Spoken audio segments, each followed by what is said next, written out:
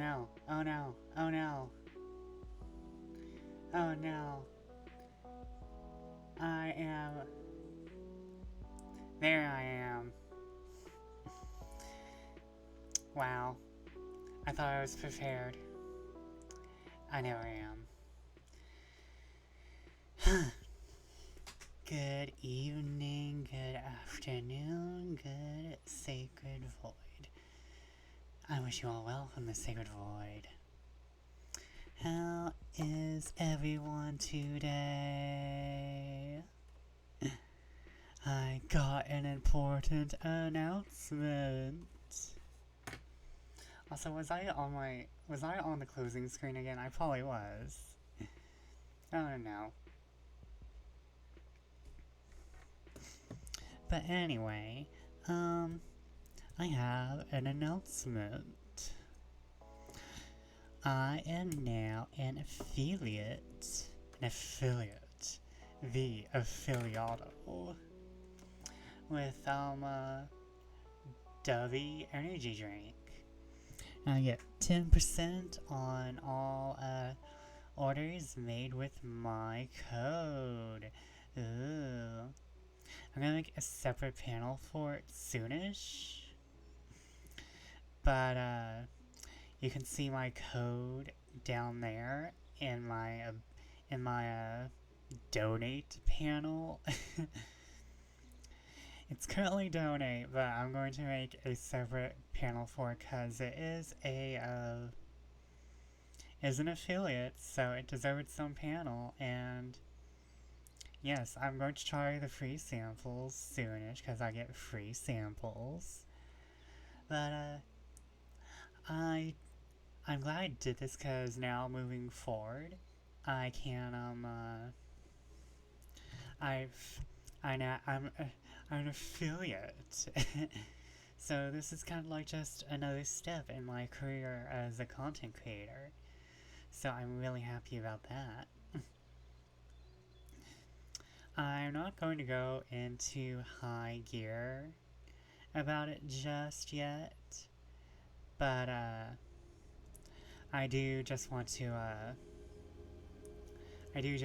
get started on it soon, because I just like having it. I like planning. But I am going to advertise it. I think I even have branded content on. Do I have branded content on? Well, now I do. I have ads. I'm a branded VTuber now. I can say, check out, use my code VesperFortune at checkout and receive a discount, and I get the money. I don't get all the money, I just get some of it. And I have to talk to someone else about my other affiliate codes, because I actually have another affiliate. I am affiliated with another space, but I have to double check everything first, because it's an old space under a new name, basically. But I'm very excited to announce that I am now a Dubby branded content creator. I now support Dubbies, and I am supported by them. So I am quite excited. I'm so excited. I just can't hide it. I want you.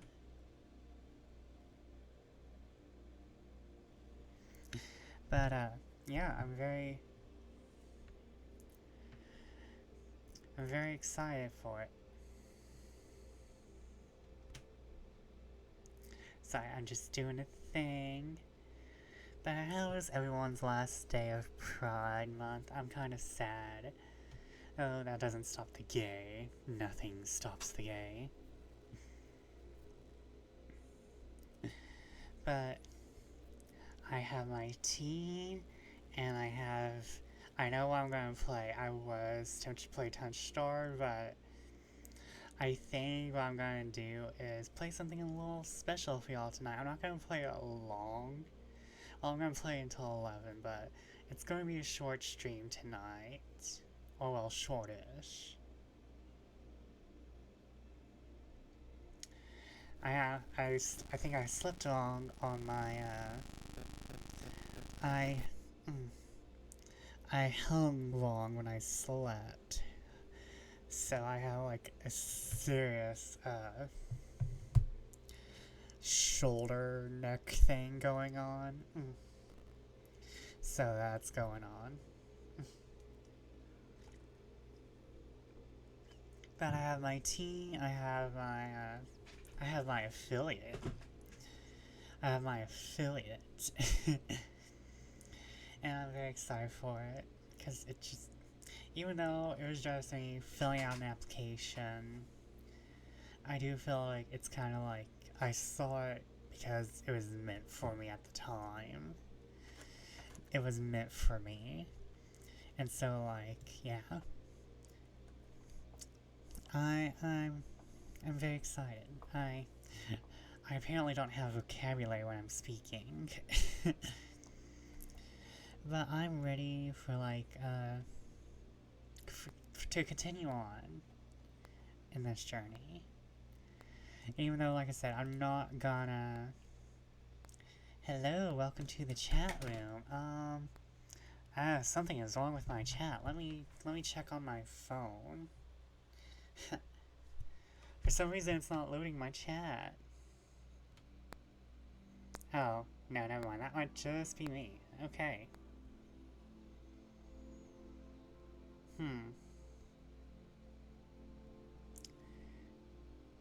Oh no. Oh no. What is happening? What is happening? I don't know what exactly is happening.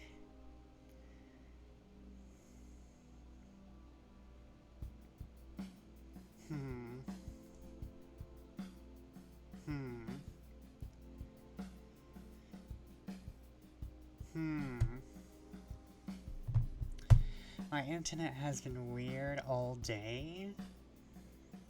I don't know why. So if I stop being live, y'all know why. It's because my internet's being weird. But I'll have my phone up so I can look at it and know what exactly is going on with chat. But at least I have the thing on, the the measurable amount of time, the buffer, the time buffer.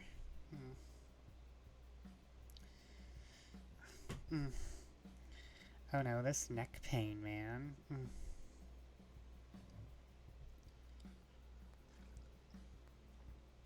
This stream may be shorter than I think. Oh no.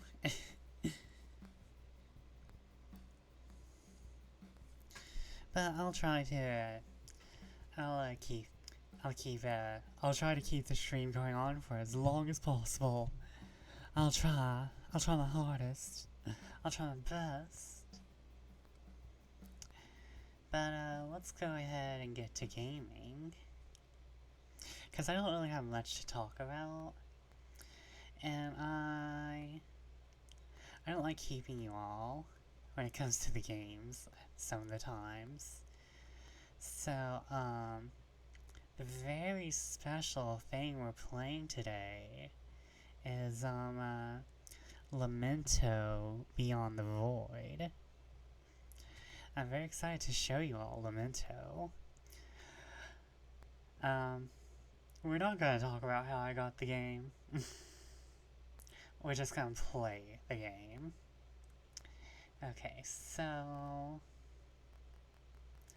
let's see here. Let me see. Oh, I need to work on my posture.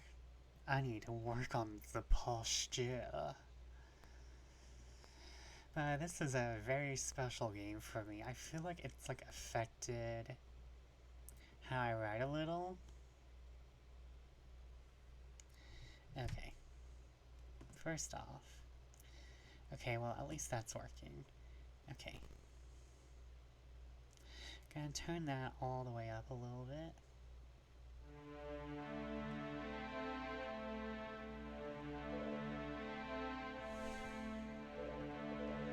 We're starting a brand new game, even though I should not be starting yet another game.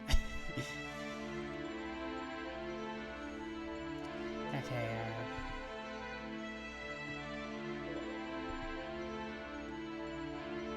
are you gonna work for me?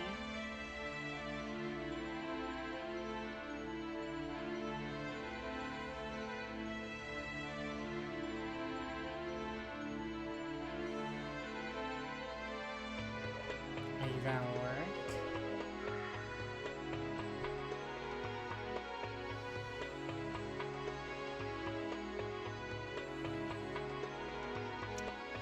You're very intent on not working.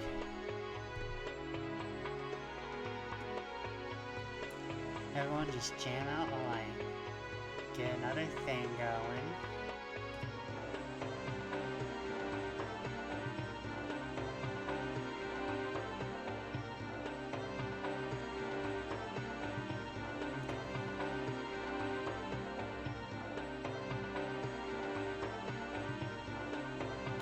Oh, wait.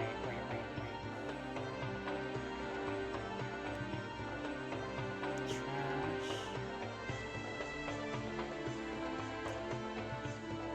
I really should get this working out. Even some VTubers are like, no, that's not what I want.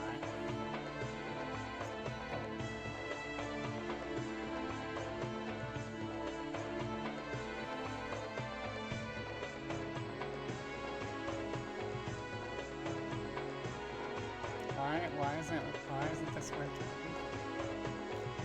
Why?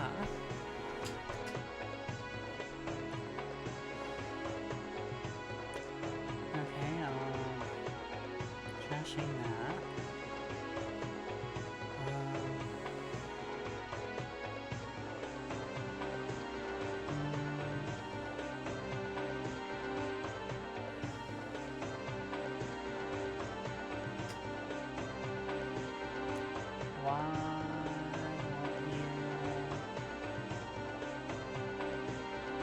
Why isn't window capture working now?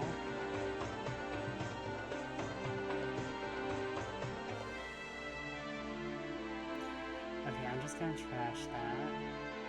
Get myself a new source.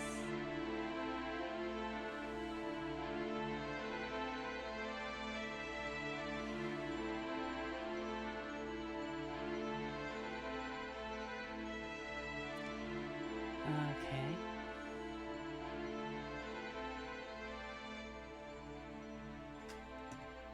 Maybe now.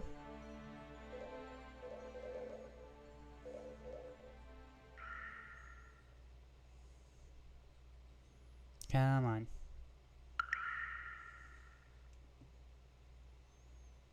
Come on.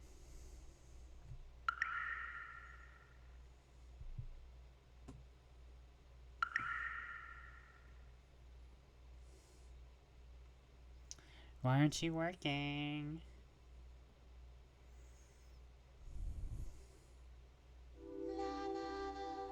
Hold on. Title screen. Yeah, return to title.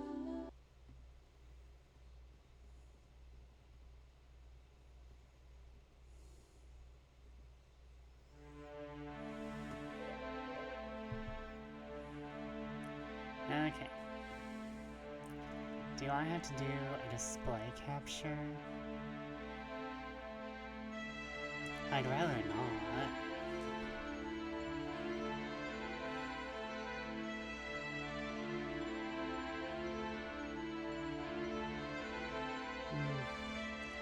Can I?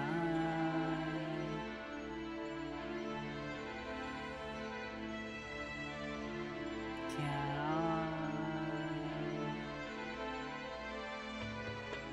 guess it's got to be display capture though. I hate doing that.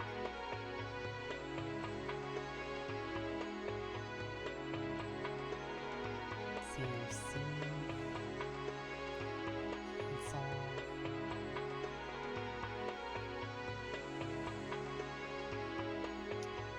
Window capture. No. No, don't do that.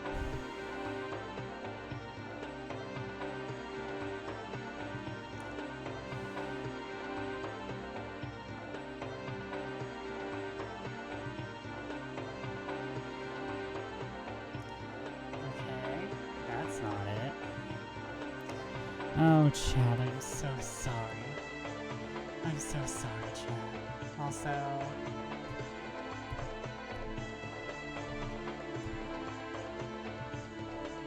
let me change the,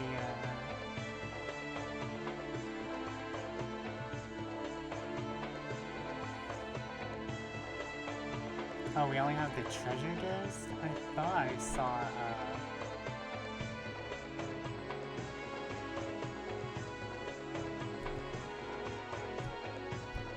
oh, maybe it's, capitalized.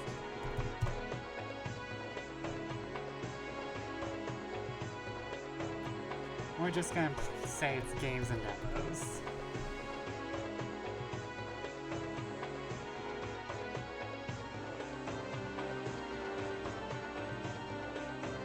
Done.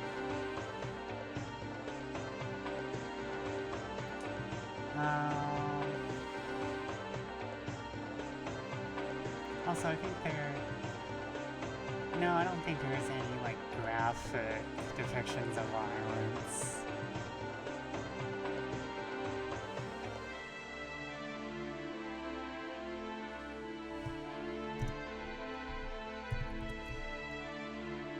Oh, music is very loud? Oh, okay. Hey, Kaylin. Glad you could drop in. I am trying to figure out how to get this to work. If not, I'm switching to another game, which I actually need to download.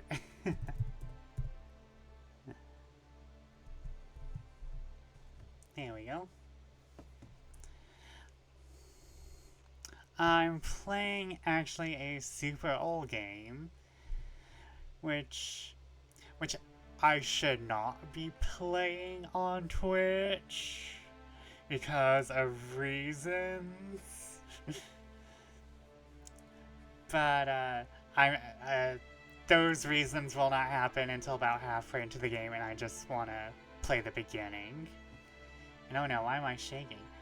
And hello, Colton Pang? I did not see whether that was an L or T. Or like, yeah. Welcome to the Cauldron. My name is Vesper Fortune, and glad you could drop in. I am a Bat Witch VTuber who can change fate. Or at least I try to. I think I might have to do display capture because game capture do not want to work.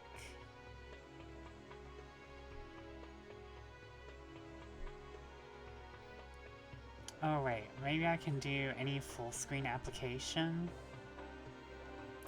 Config. But welcome Colton.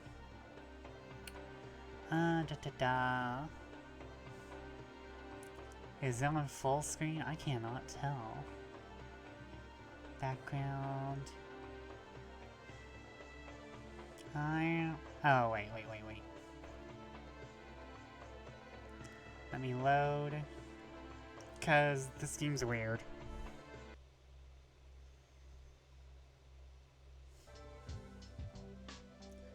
Okay, let's see here. Full screen. Okay, full screen.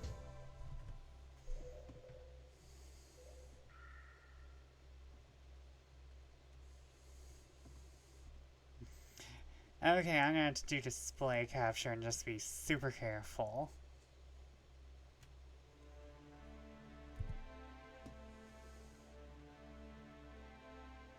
What is the theme of my room? Space. I am actually, the theme of my room is totally, it's, oh, depends on the room. My shop shifts to whatever it needs to be, sometimes. But my own room is more of a just more of a simple but elegant bedroom. I'm very Art Deco, or not Art Deco, Art Nouveau in general. And wow, the scuff is real. Scuff is real. Scuff is real tonight, people. Okay, and move that out. Space bat, yep, space bat. Okay, I'm gonna have to do display capture, but depends on the room. My tea room is filled with strange, exotic, beautiful flowers. I have a sorta, it's not an engine room, it's just the room that makes the place move. That's pretty simple. And then there's the scene pool. And like my fortune telling room. I have a lot of rooms that I really need to think about. Okay, we're doing display capture. Okay. Okay. Do not make source visible. Okay. Okay.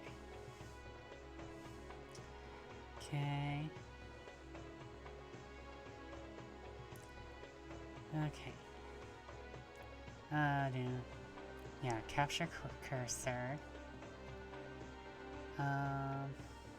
Where is it? Okay.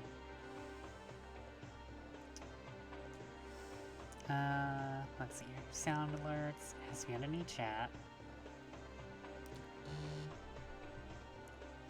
Okay. Display. Okay. I don't know how I'm gonna do this without a... We're just gonna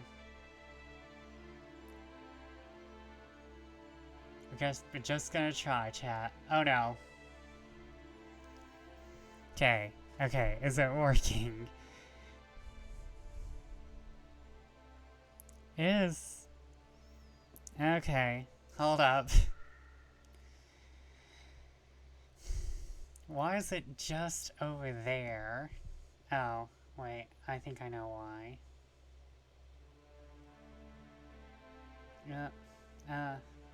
Oh no. I am not a student, and, it's nice that you think I'm young. I am 29, and there's no proof otherwise. Let me see here. Oh my god. I just wanted to play the game. But, I'm not a student. I'm actually a dropout. Okay, oh no. Can I? I'm young in technical terms of the universe. This game doesn't want to work with me, chat. Oh, this game really said, screw around, find out. Okay, turn to title screen.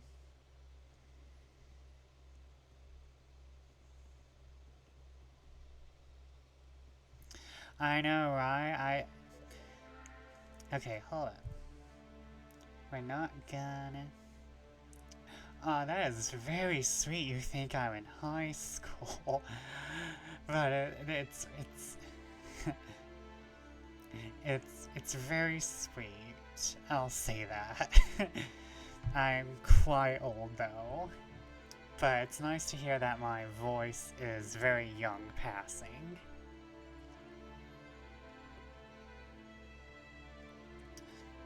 Oh god, if I was in high school,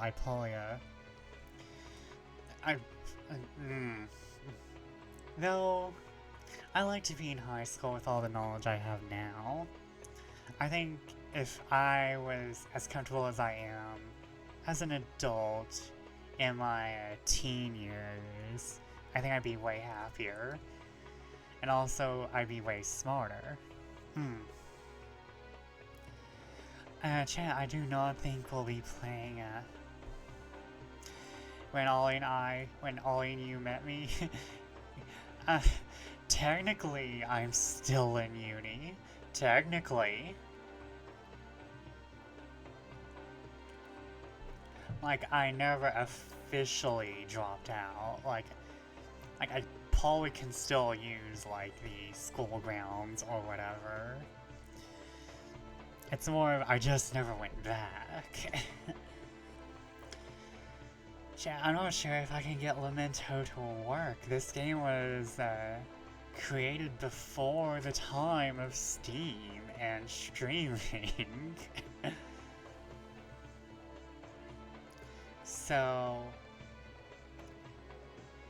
I don't know what exactly is wrong with it. Yes, my Space University email decided to cut my Space University decided to cut my email recently, so I'm quite sad. I had so many very important things connected to that account. Now I have to go about moving them. Okay. How can I get this to work?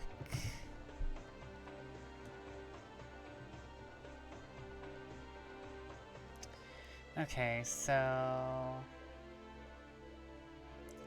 we're gonna load game, and I'm going to minimize it.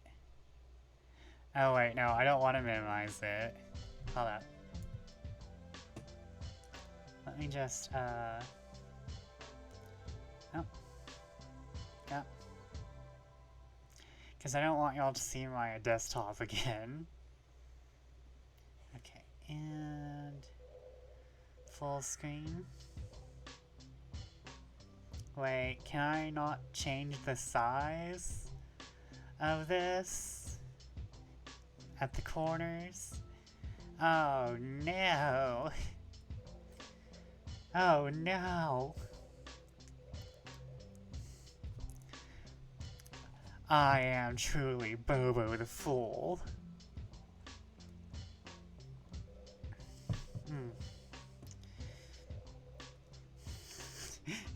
Yeah, this game really said, oh, you want to play me on stream? Oh, good luck with that.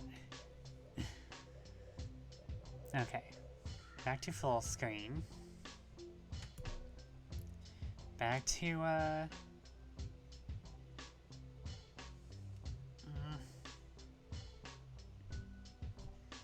But yeah, I'm quite young and still technically a college student, but only not by much.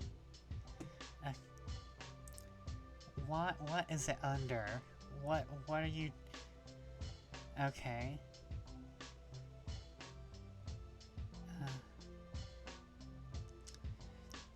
I have to deal with this somehow.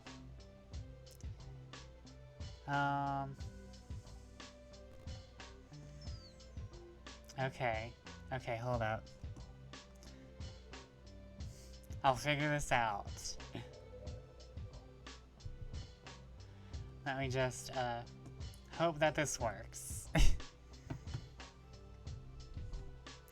Wow. It is not. Just barely.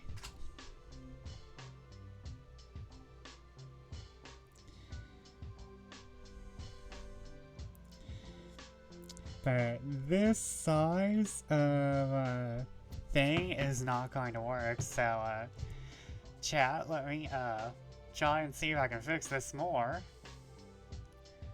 We're just gonna have to deal. This is sad. What has my life come to? It's nothing but me. Chat, are you ready for the Hall of Mirrors? Are you ready for my evolution? Vesperception. It is here. It is here. Oh no, what is that? What is happening? Oh no, okay. Hopefully that's big enough, hopefully. Okay. I'm waiting for it to appear on the phone. There we go, okay.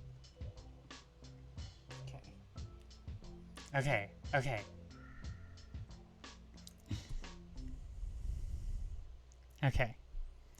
I think, it works. I think. We're gonna start a new game. Okay, so I think the bottom is going to be a little cut off. But that's okay. I'll deal with that. I'm sorry, chat. It's just the sacrifice we gotta make.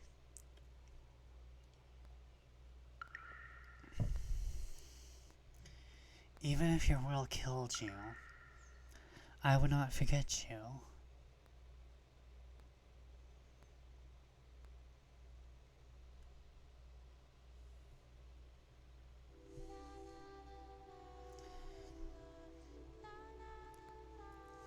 I have 2 hands and feet, with 5 digits on each. I can stand and walk on my own 2 feet. A god sang this song. His wife was Rebecca, with rings, a tail, and ears. She laid a rainbow egg.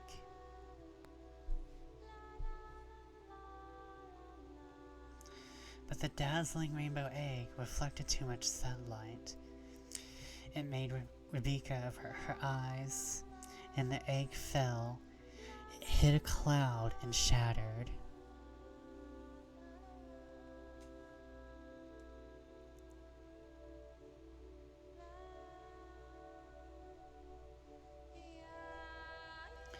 From inside the egg came a seed that was awoken by Rebecca's song. It bloomed and spread over the ground.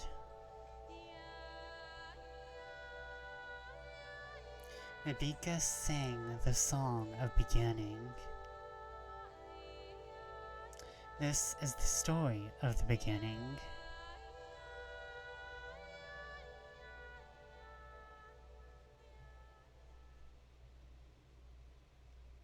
Oh man, this is like my favorite visual novel ever.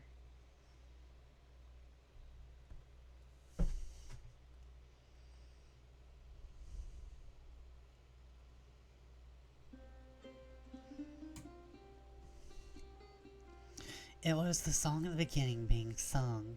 The singing cat conjured a melody along with his words. His voice came like a brook of water, and sometimes swelled like an intense flame. Cats who passed by were stopped in their tracks, enchanted. They forgot the daily clamor and savored that intoxication for just one moment. The strings of the lute were plucked by his nails, crystal clear. The sounds it made poured forth and meshed with the song he sang, overflowing and sparkling around the poet. Cat sat down on the road and listened to the poet. brilliantly, brilliantly, the earth seemed to fade, and they received the light that gently descended onto them. The remnants of the light drifted, glittering in the air.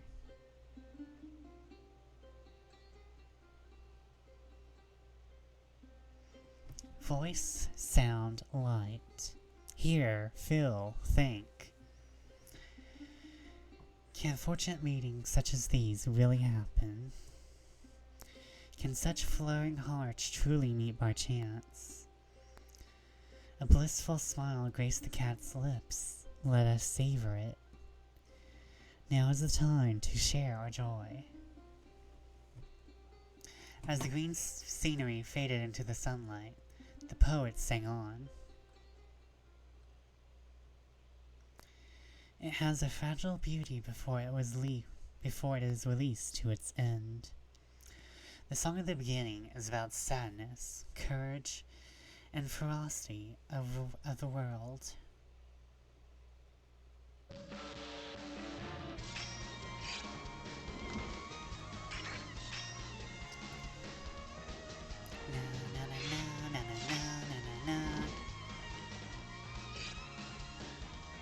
And now we get the OP.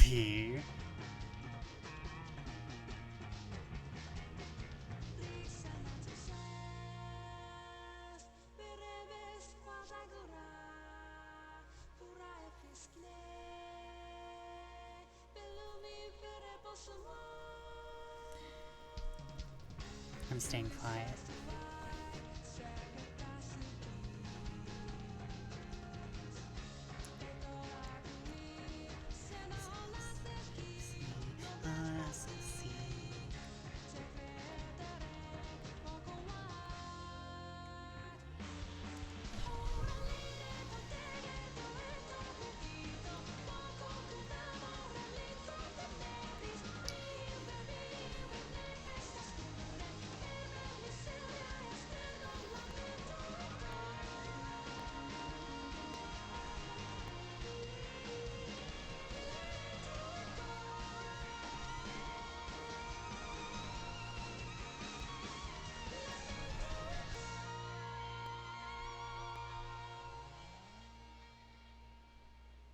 So that everyone knows, that song was actual Latin.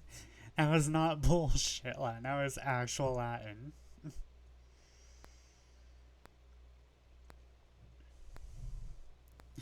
Oh my god, I love this game. I love this visual novel so much. And I've only played one route. Oh, I probably need to do the thing. A world on the brink of death.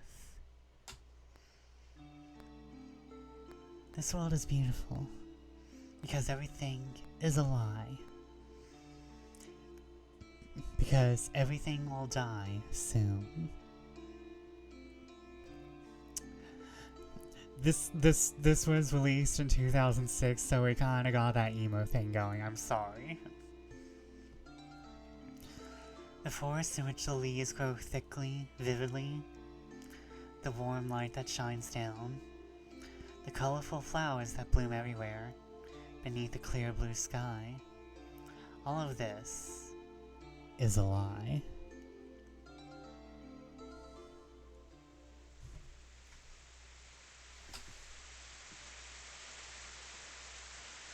The world is now attacked by the void. The end is near. The void. So it is beautiful, for things shine their brightest before death.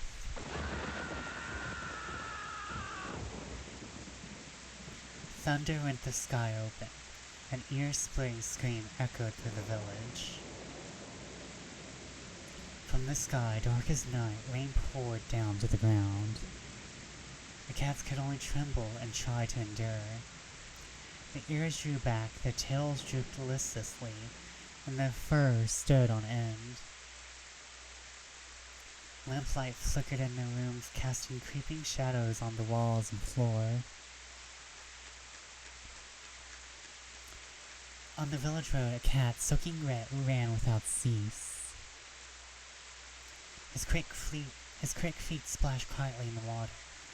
He said nothing about where he was going, just ran forward. The bag slung over his shoulder absorbed the water and became discolored. It began to droop heavily, even though there wasn't much inside. His wet tail was also heavy. It was weird and unusual to be aware that it even existed, but now he thought about how troublesome it was becoming. The rain kept pounding. It chilled him to the marrow, and he wanted to return home soon, to dive into his warm bed and go to sleep. I feel that so much. Lightning struck. When the sky shone bright right, the cat running...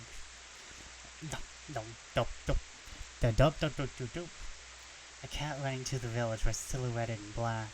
The night moon was shrouded in darkness and could not be seen.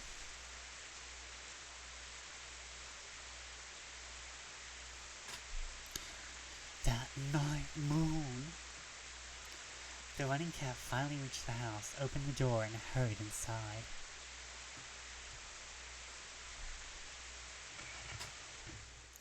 When he closed the door behind him, the sound of rain and thunder seemed to become distant, empty. The water dripping from his body hit the wet.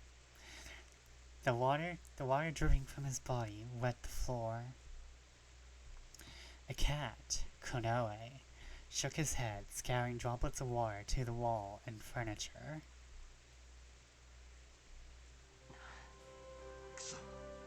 Oh, shit. Let me, see what I have to move around. Okay, so we're getting the top part, so I may actually have to make this a little smaller. Just a little bit, so give me one sec, chat. Oh no. Oh wait, y'all have to see the OBS. Just because.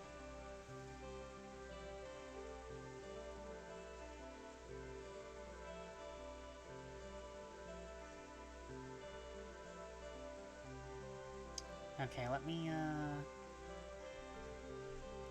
go back to the game, see how it looks. The room was dark. Konoe tossed his bag aside, not concerned that I had gotten everything wet. He drew a leaf out of a drawstring bag which stood by the door. Okay, I'm just gonna make it a little bit smaller. Before y'all ask, it's not that big on my screen either. Actually, it's kind of like when you watch old TV things on a new TV. Like, this game was made back when CRT monitors were still all the rage.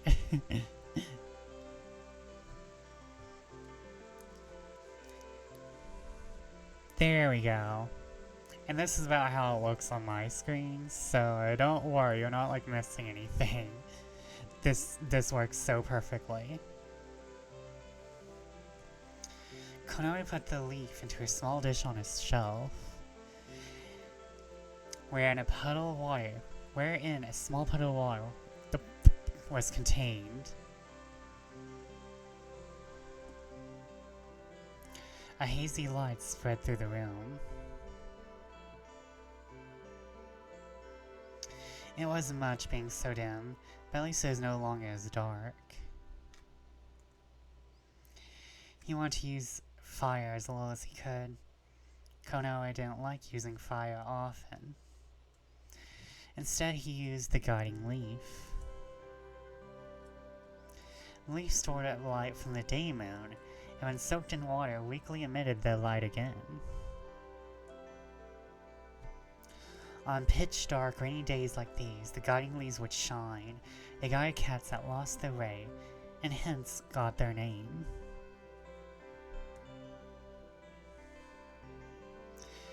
His home was illuminated with the faint light. If 3 cats his size entered this home, it would be filled to capacity. A small shelf, a pot, and a barrel, each for food and water. There were only the bare necessities in this simple home. After he began to feel at ease again, Konoe finally lay down on his bed. The cloth was warm to the touch, and he began to purr instinctively. Konoe removed his shoes and took the sword from his belt, then took off his coat and tossed it aside. Cats like Konoe, from a race called Rebecca, no longer had much in common with their ancestors. Although Rebecca no longer had fur on their bodies like their ancestors did, they retained the need to groom the fur on the ears and tails, and the hair and skin of their arms. He carefully licked his damp fur. With his rough tongue acting like a brush, Konoe groomed for a while, still purring. His ears twitched in response to the thunder that occasionally echoed. This is what we mean by cat boy summer. The tip of his tail was wet and began to become a bit matted. Using his teeth, he untangled the fur, then he used his hands to carefully clean his ears. While licking his fingers, Konoe turned his gaze to the window. Rain still poured outside. He'd heard her scream outside earlier. Whose scream was it? This time, someone had probably been eaten. One by one, cats were disappearing. It's not the doing of devils or demons, but the other cats of the village. It had become natural these days.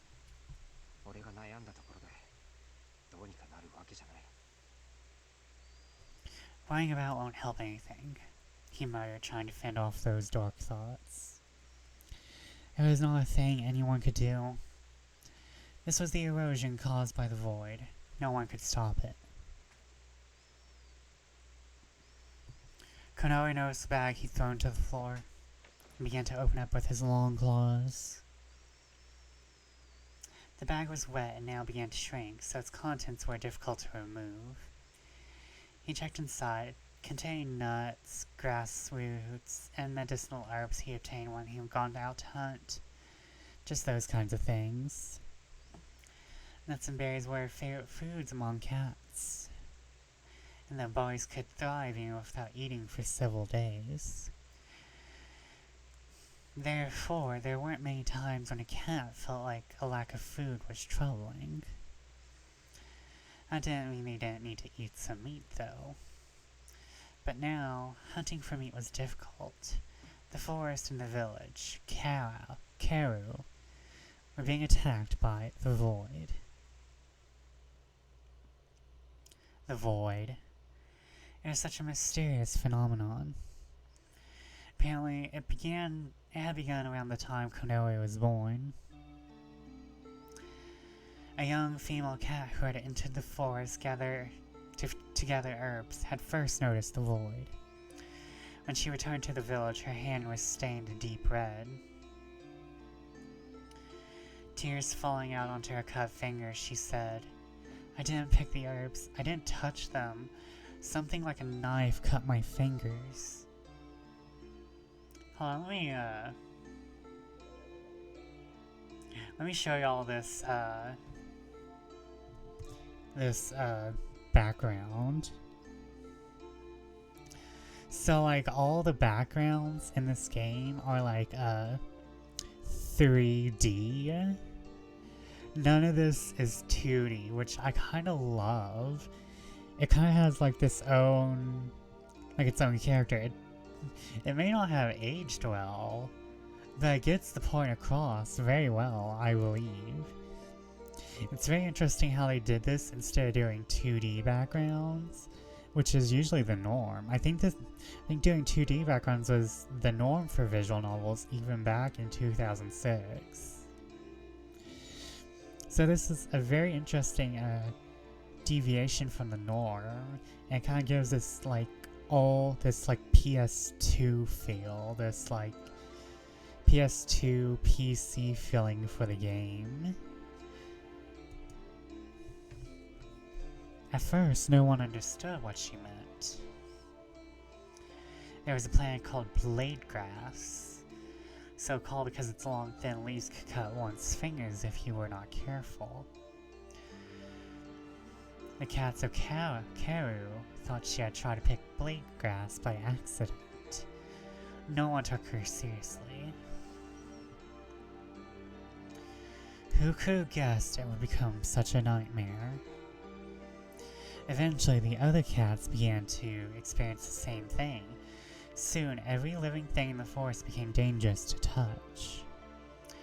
Nothing physically seemed off about the forest. But the plants, the birds, the bugs and butterflies, none could be touched as if they rejected the cats. As if matter itself had been rejected by reality.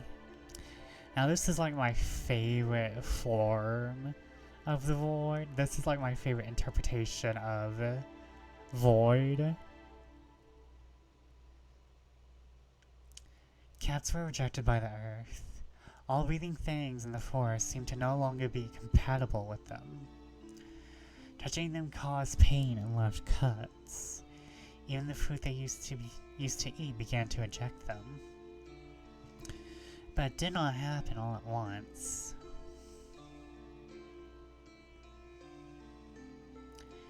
Like a sickness that destroyed a body from within, the void slowly crept from the edges into the center of the country of Sissa, cornering the cats. The void had not reached the center yet. The area where Konoe was located was breathing its last breaths.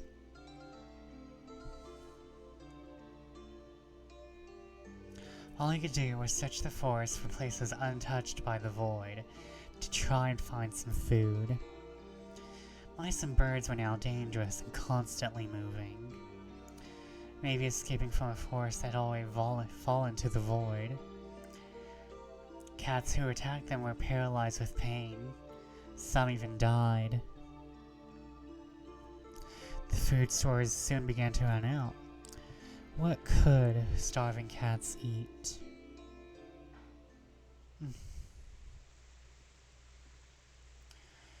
Konoe broke that train of thought and regarded what things he gathered, then tossed them into a storage pot. He wasn't hungry, but he was thirsty, so Konoe moved to the barrel of water. He opened it up, dipped his head down, and lapped up some water.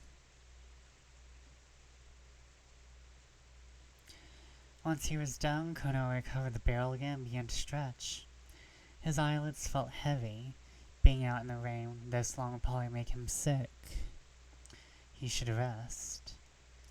Konoe wiped his lips and returned to bed. Oh my god.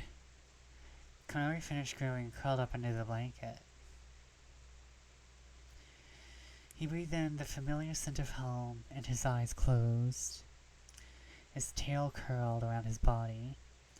For a moment, the scream echoed in his head, but he dismissed the thought. Konoe huddled down alone, but he wasn't lonely. In fact, he was used to the solitude. Today was cold. Maybe tomorrow would be bright and warm, and he could dry off. With these thoughts in mind, Konoe fell asleep.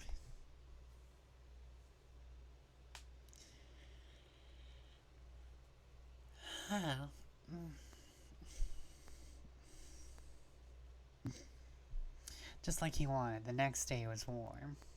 He woke up, stretched out, and began to groom himself. Sorry, chat. This neck pain is a serious pain in the neck. Yeah.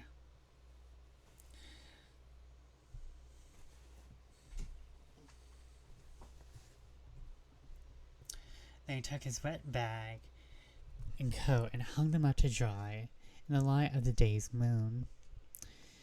He put on his clothes, picked up a nut to eat, and went outside to begin his daily routine by inspecting his territory.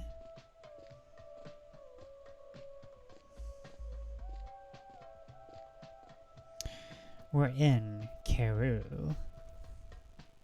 I don't know how to pronounce this name, honestly. It's Karu,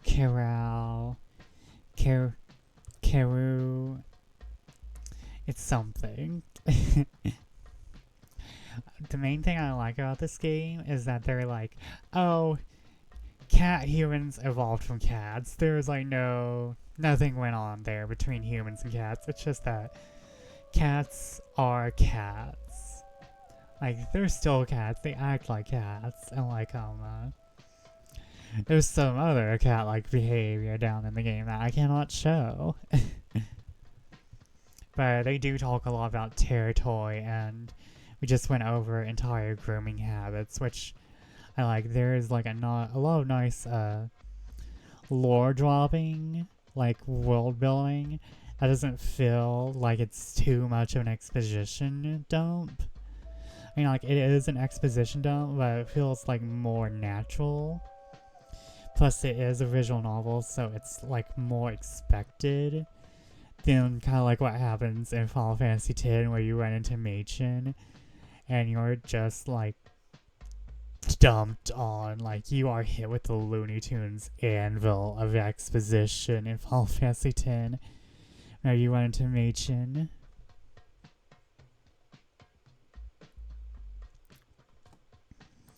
On the southwest side of Sissa was the village named Karu. The male cats here were raised from birth to be strong fighters. But after the arrival of the Void, just surviving took all of their strength.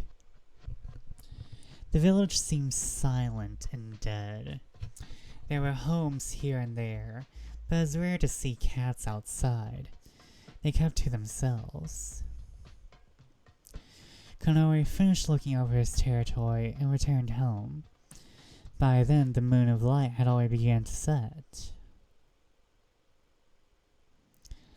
Sissa did not have a sun, just a moon of light and a moon of shadow. No one really knew why, and it had been this way since the dawn of the Rebecan race. According to a legend, the sun sank into the sea long ago.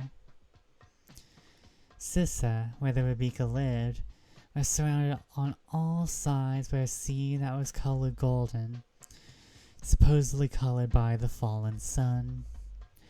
Instead of a sun, they now had two moons, the moon of shadow and the moon of light. From the west, the moon of light rose and shone brightest at noon, while the moon of shadow rose from the east to look over the earth after dark. So it had been passed down from generation to generation. When the sun fell into the sea, the world was shrouded in darkness. The wife of our god divided the moon in two, so that it always would shine on our world. Let me repeat that. So that it would always shine down on our world. I may or may not be dyslexic, I do not know. Toucan was said to be the god who shaped this world. It was said that he was named so because he walked on legs like two sticks.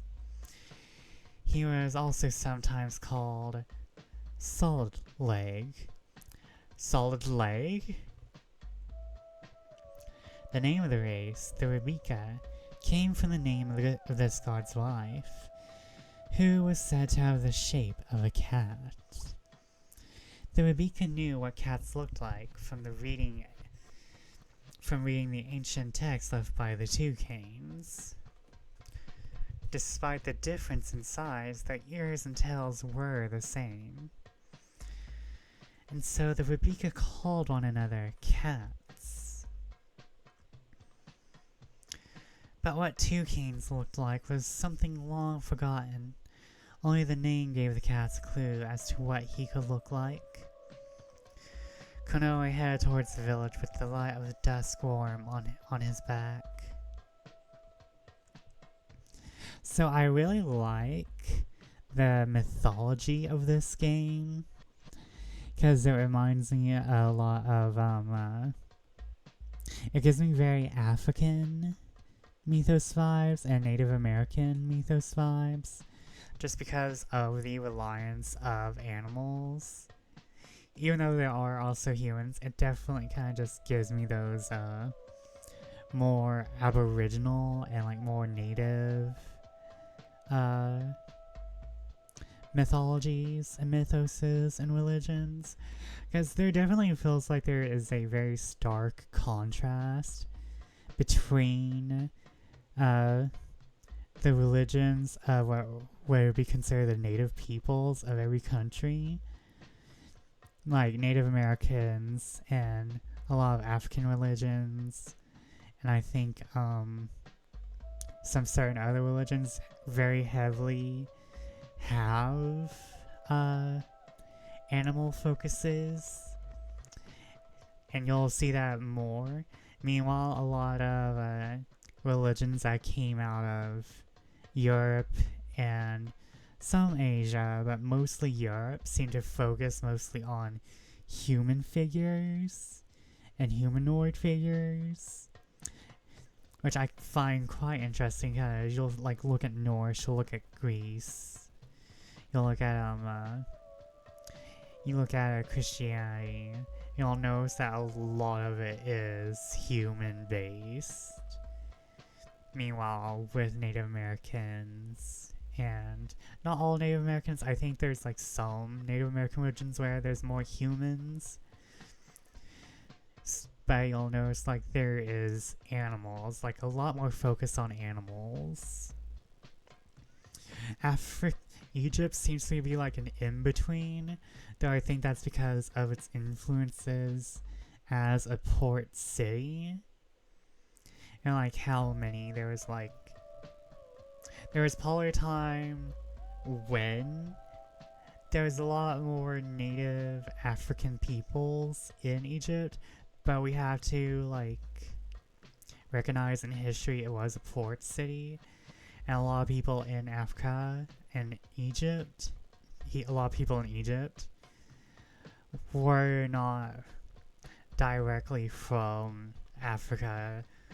They may have been born in Egypt, but like there's a lot of descendants and stuff, and that's why we're still arguing about Egypt to this day. But yeah, this really gives me like, oh, the mythology building is not Japanese or Western, like the usual Western choices. Today, Tokino was supposed to come by.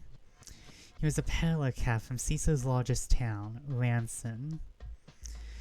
About the same age as Konoe, Tokino helped his father with his work. His mother, however, died shortly after she gave birth to him. Konoe's parents were also deceased. His father before he was even born, and his mother passed of illness when he was young. Yeah, you see, this is emo because we only have 2 dead parents. Actually 3, we have 3 dead parents.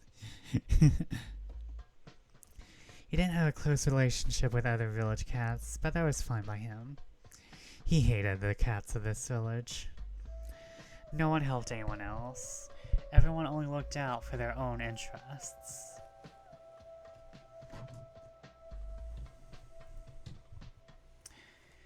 But he could live alone. So far, he didn't need the help of the other cats.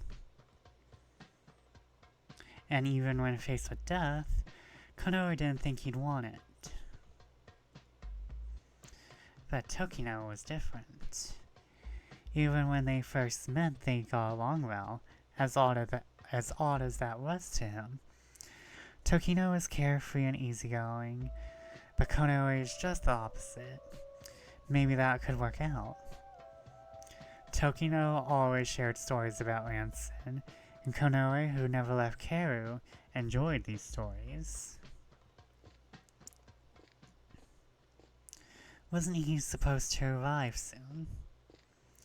Konoe quickened his pace. Hi. Hey! Suddenly a voice called out from behind him, straightforward and severe.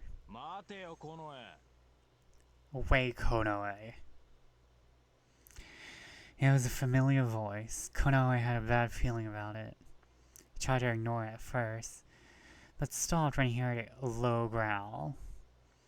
This would become troublesome. When he looked around, he saw the male cat he suspected it was Sin. It was Sin.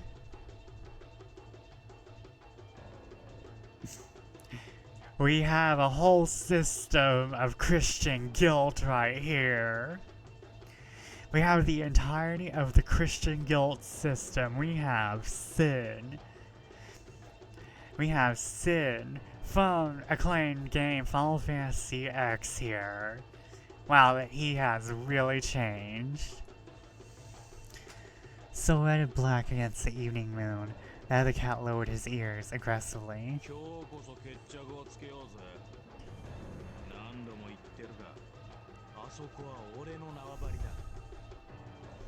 We're selling this today. I keep telling you this is my territory. Territory. Konoe made his disdain for that term quite clear. Sin and Konoe's territories overlapped a bit. Sin and Konoe fought over territory before. Surely their territories overlapped, but it was to such a small degree that Konoe considered it trivial. Quarrels like these were not uncommon. Despite the hunger, the cat's fighting spirit remained alive and well. What made it exactly that hunger that made them so on edge? Sin narrowed his eyes, which gleamed with delight. The need to divert one's mind was disguised as a territorial dispute. It was rather depressing. Come to think of it, he always considered it that way. Besides, Tokino was probably waiting for him at the village entrance.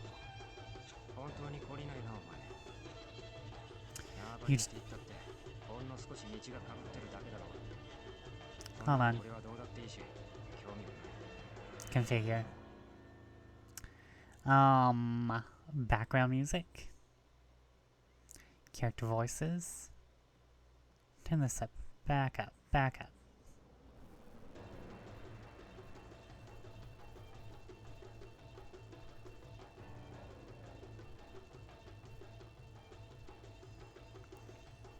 Should I play with voices on? Even? Oh no, what happened? What happened? I can't exit. Oh no. Oh no.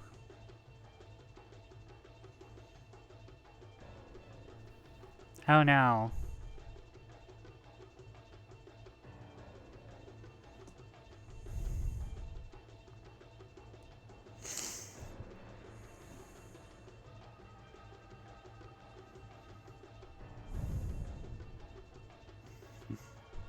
Why?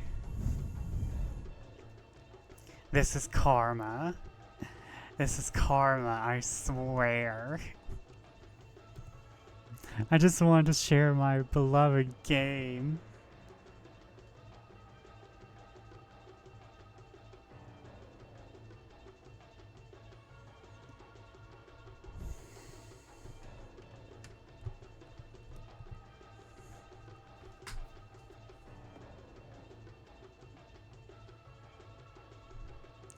Okay, first off,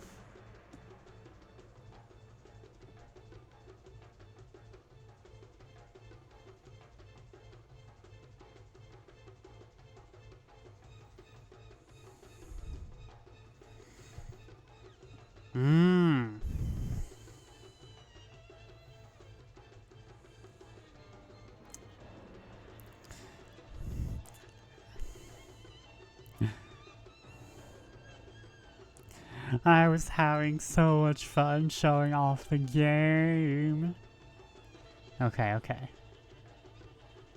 Okay, End task.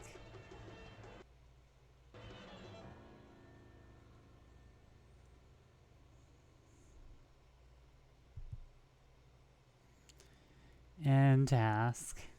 Unfortunately. I think the universe is just basically telling me, don't do that.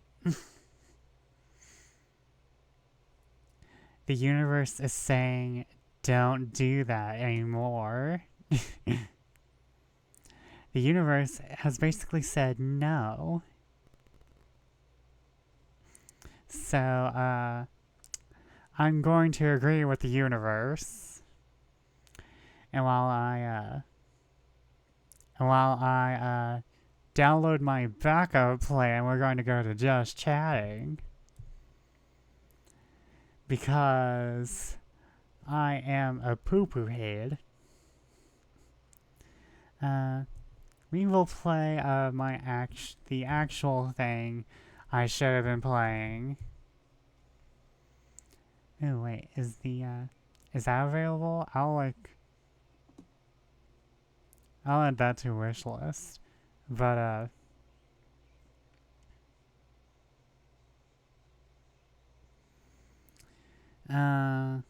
we'll do that.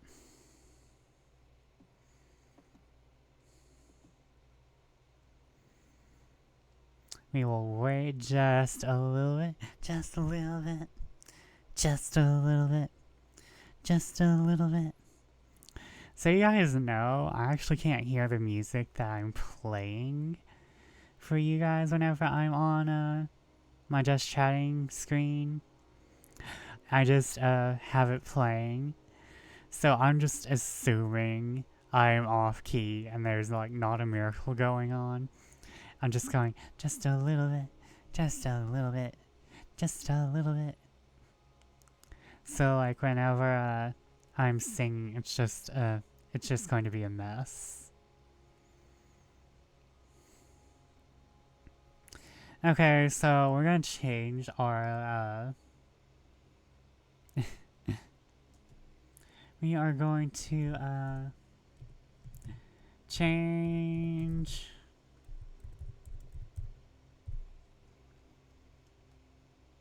going to change reels, change years. Done. Okay. Now we're playing Touchstarved because I need to do something gay for the final day. Okay. Play.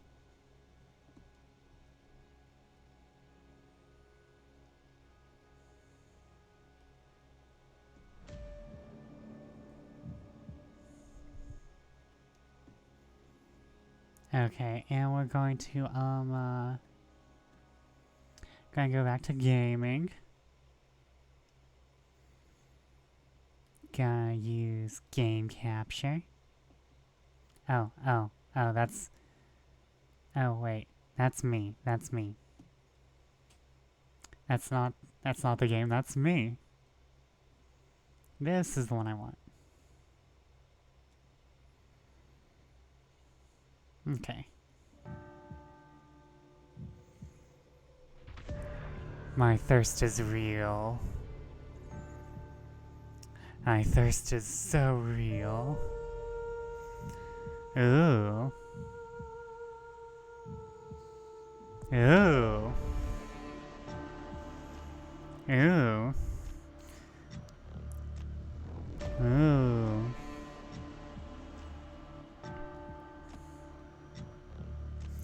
So we'll be playing this for the next 2 hours. This is a demo of the Touchstarved prologue and not the finished product. Thank you. Touchstarved is intended for an older audience. It contains mature content that includes, but is not limited to, horror, graphic violence, strong language, alcohol and drug references, injury, and dismemberment. Ooh. Touchstarved? How career-coded? Ooh. Yeah, we're all a bit, Well, for me, this is total thirst.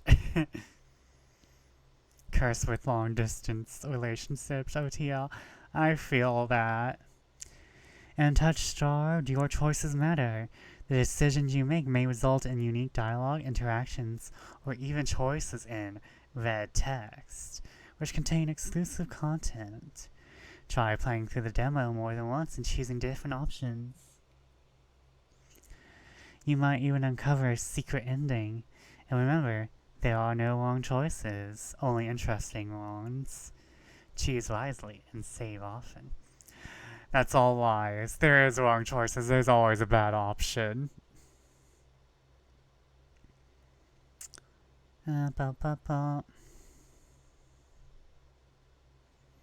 We are Vesper. Bad of fortune.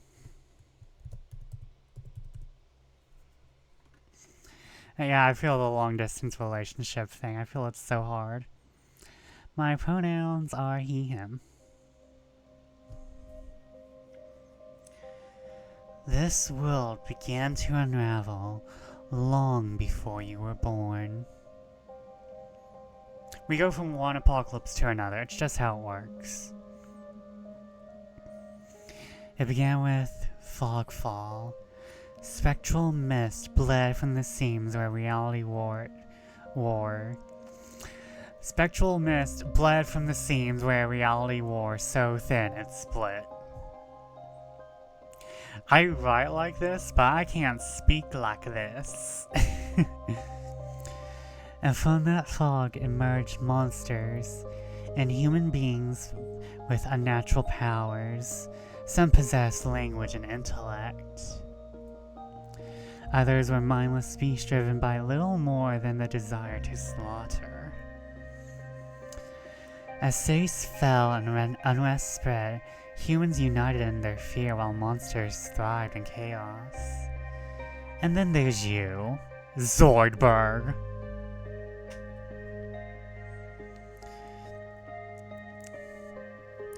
You are not even sure if you're human. You were born cursed, with hands that alter the minds of anyone you touched. Choose your backstory. Let's see here. I know that I'm not choosing the Oracle, because I saw a friend go through a playthrough on Oracle. So it's gonna be the Hound or the Alchemist, but I'll read all of them. You are Ray, the Unnamed, a fallen oracle. You were raised as an oracle in a remote temple. The priest claimed your touch bestowed enlightenment, but a visiting mage revealed your curse for what it is. Following the mage's word, you fled in search of the cenobium. You regularly experience unnatural premonitions that rattle your body and soul. An innate sixth sense gives you a heightened awareness of hidden supernatural presences around you. The Hound, a forsaken thief. You were raised by society's outcasts, criminals who accepted you when nobody else would. Your partner in crime, a friend since childhood, helped you steal enough money for a cure, then betrayed you. They left you with only enough coin to travel to the cenobium, your last hope. You have a sharply honed social intuition. You can survive and even thrive in the violent underbelly of any city, using your experience with the underworld to get ahead. The Alchemist, an abandoned mage. An exiled Zenobian mage took you in as a child, raising you as her apprentice. She seemed to take pity on your curse, but you discovered that she was cultivating you as a test subject. You fled to the cenobium, seeking a cure. You are an experienced spellcaster with encyclopedic knowledge of alchemy, spellcraft, and history. With a little of observation, you can identify the subtle effects of magic. We're going with the Alchemist, because, like I said, I watched somebody play through on the Oracle. I'm not really interested in being the Hound. Though I like how out of all of these, there's not really a warrior. There's no, like, close-up fighter. Like, there's no close-up fighter archetype, which I really, really like. Like, I mean, there's the thief, but that's more of a backstabbing sort of thing. Kind of feels like, oh, we're fragile. We are not gonna be okay if we get hit with something big. Which is, it's like, oh no, your only choices are fragile, fragiler, and fragile, but you can stab people.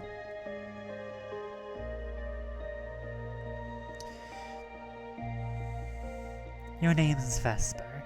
You selected he, him pronouns. Your backstory is the alchemist. Is this correct? Yes.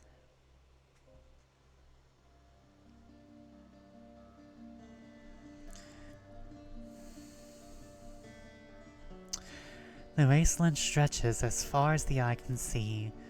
There's nothing out here but death, the ever-present stench of decay, and countless sun-bleached bones cast like seeds across the barren land. I could say death doesn't scare me, but to tell the truth, I'm desperate. It's been 2 weeks since I joined a caravan bound across the wastes. Finding a group that would accept me is a trial in itself. As rations grew sparse and my canteen ran dry, I began to despair, but then I saw it. It's totally not sussy looking city at all. Nope, nope. The city does not look sus. Look at it, all pointy and stuff. Absolutely no sussiness whatsoever. Nothing suspicious. Aurelia, the city of knowledge, one of the last bastions of humanity left in the world, and home to the famous academy called the Cenobium. All the world's knowledge gathered in one place. If there's anywhere I'll find a cure for my curse, it's there.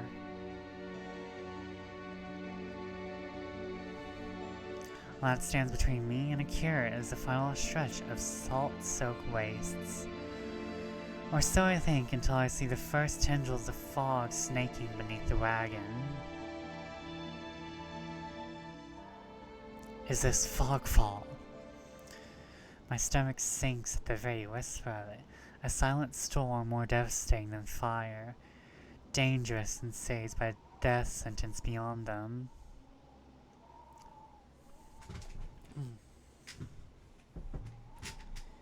Hold up, I'm just getting more comfy, chat. I'm getting more comfy. We're getting cozy up in here. A thick blanket of fog engulfs us, smothering out the lantern's light. The wagon lurches to a stop. An eerie silence, heavy as the mist, falls over us. The only warning we get is a strangled scream. Stay back! No! The cry dissolves into wet gurgling. Then the wagon violently pitches to the side. I hit the ground hard. The air punched from my lungs. When I open my eyes, adrenaline lends sudden, awful clarity to the carnage around me. A traitor I once shared bread with lies face down in the mud, the back reduced to long strings of torn muscle, gleaming gristle, and exposed bone. Bodies litter the wasteland. I try to rise, but my ankle explodes with pain so blinding. Light blooms across my vision. Only when my eyes adjust do I see the dark shape in front of me. A soulless stoops over the twisted form of the caravaneer. I freeze, but it swivels its head. A dozen bulging eyes twitch my direction and blink as one. I mean, I mean, that doesn't have to be the only thing that's bulging, am I right? The soloist lets out an ear-splitting shriek and runs at me. But before it reaches me, the beast barrels past, vanishing into the mist. Distantly, a horse screams in the dark. I need to move now. We're running towards the city. I take off, running deeper into the haze. The fog is so thick that I fear I'm headed in the wrong direction until I see a dim pinprick of light emanating from the shadow of a spire. It's faint, but it's enough. I came too far to die here. Rapid footsteps echo all around me. I turn in circles, frantically searching the opaque mist for the source. The fogfall twists and stretches the sound. Suddenly, the caravan's driver bursts forth from the fog. Our eyes met me too late. He slams into me, knocking me to the ground, and slips in a patch of mud. The solace falls on him as soon as he slows. Catches the driver by his throat and rakes his stomach with razor-sharp claws.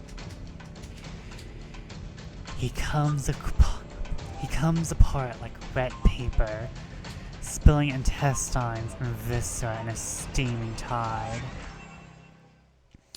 Fighting the urge to heave, I claw frantically through the slippery muck for a handhold. Shit.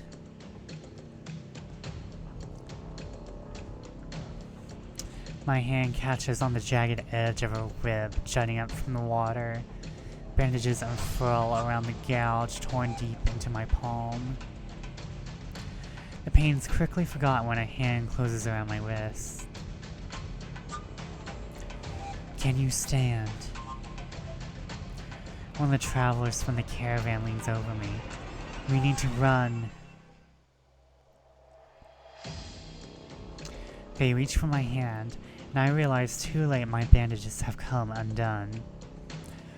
No, don't touch me.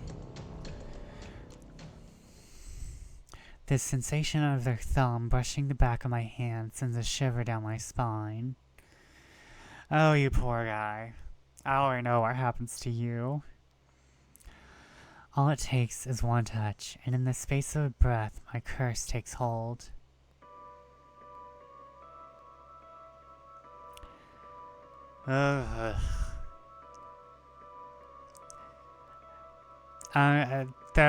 Those smiles are always the worst thing to look at.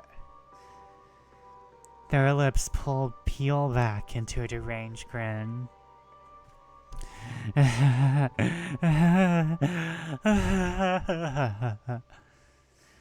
No, I've seen this face countless times before. This is my curse, madness of my own making. Their grip on my hand tightens until the pain radiates from my knuckles. Let me... Suddenly, clammy hands crush my throat, choking off my breath. Die, die, die, die, die, die. Spit bubbles at the corner of their mouth and flecks my face. The edges of my vision darken as my lungs scream for air. Scream for help if I'm not, but we're gonna... We're gonna scream. Help! I try to scream, but their fingers squeezing my windpipe cut me off. The more I struggle, the tighter their grip grows. My pulse hammers in my ears, slowing with each thudding beat. This can't be happening. I'm going to die, and not because of fogfall or the solace, but because of my own curse. Tears sting my eyes. No, no, no, not here, not like this. The hand drops from my neck, leaving me wheezing for air. My lungs burn with each ragged cough. My vision clears and the traveler's face takes shape. hovering inches from mine, lips still split in that macabre smile, even as blood seeps between their teeth. They give one last, shuddering breath, then slump over, the claws hooked through their stomach. The soulless shoves the body aside, and the glowing eyes studying its leathery skin thin, as though grinning.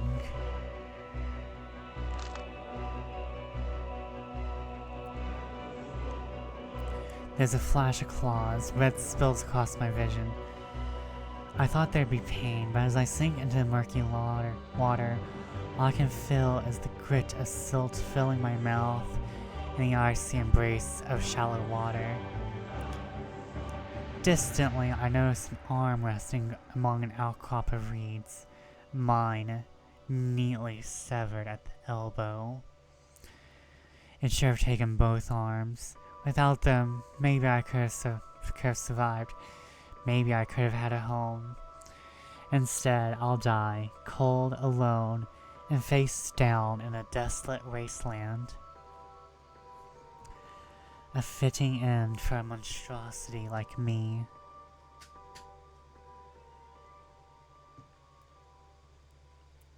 If this is death, it is not as bad as I feared.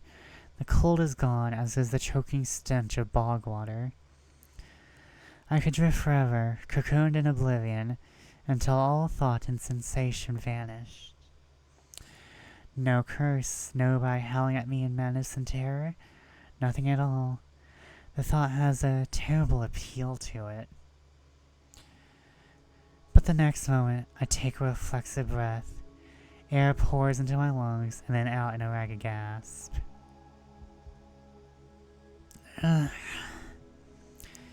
Feeling comes flooding back. Warm cloth on my bare skin. A firm surface beneath me. A strange tang of sulfur in the air. Do not be afraid.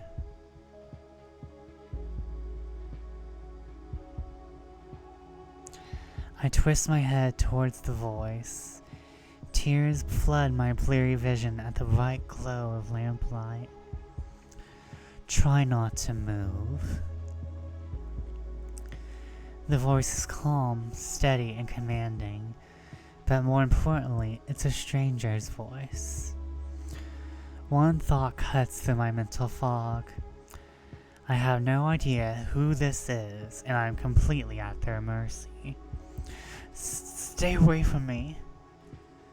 My words come out in a little more than a creaky whisper. I clamp my mouth shut, hating how weak and helpless I sound. No. No? Who the hell is this? Lie back down. I let myself slump against the thin pillow, wincing when the emulsion jolts my head. Ah, a cooperative patient, thank you. The words swim in one ear and out the other without much comprehension.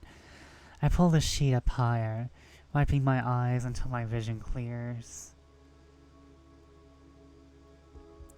Oh my.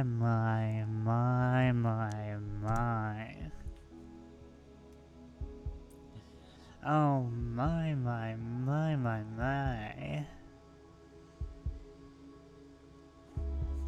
He got everything. No, I already know who my husband is here. Like I said, I've watched this game be played before. I know who my hubby is, though I love all of them. The stranger towers over my prone form. Warm light reflects off his pristine medical coat. I instinctively shrink back. That's why I've noticed I'm completely naked except for a thin linen sheet. Naked, lying on a low cot with a pair of sharp golden eyes watching my every move. The man's gaze flickers to my exposed, unbandaged hands. I mean, I'm kinda into it. plunge my hands under the sheet to hide them from sight. Though it's too late, he must have noticed what they look like. Strange, cursed, inhuman. I braced myself for his inevitable suspicion and disgust, but his expression doesn't even flicker from that courteous smile. He just watches in placid silence as I struggle to make sense of my surroundings. Where am I? Who are you? Be calm. You are safe here. Whoever this is, he clearly has no idea who or what I am. I have never been safe anywhere with anyone. Even my own mentor, my teacher, thought I was nothing but a convenient specimen to be used and discarded. I scowl, pulling the sheet protectively up around myself. Where are my clothes? The man's golden eyes narrow slightly. A sharp sigh rustles the papers in his hands. I see you are not to be dissuaded. Your clothes were torn to shreds when I found you, but I procured replacements. With a soft creak, he stands from his chair, giving me a better view of my surroundings. I seem to be in some sort of medical clinic. Bottles of silvery alchemical concoctions line the counters in neat rows. The air makes my nose twitch, a faint whiff of smoke and something distinctly metallic I can't quite place.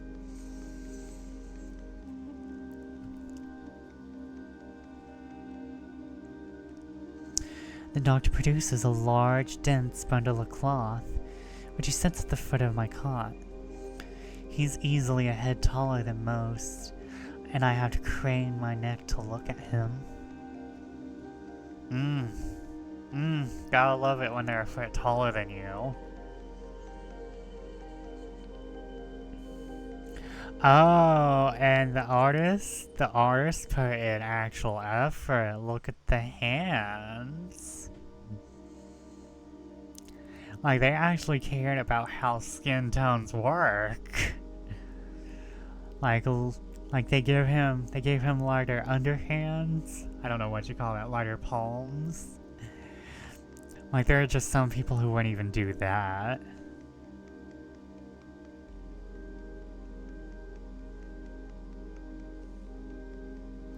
I should be polite if I can, especially since I don't know who this is, what he can do, or what he wants with me. Thank you. You are welcome. I will leave you to get dressed. Hold on, let me look at your back first. Sir, let me look at your back first. Oh man, he has really pretty hair. Oh, and he has a scar across his palm. Look at that, chat. He has a scar across his palm. Wait.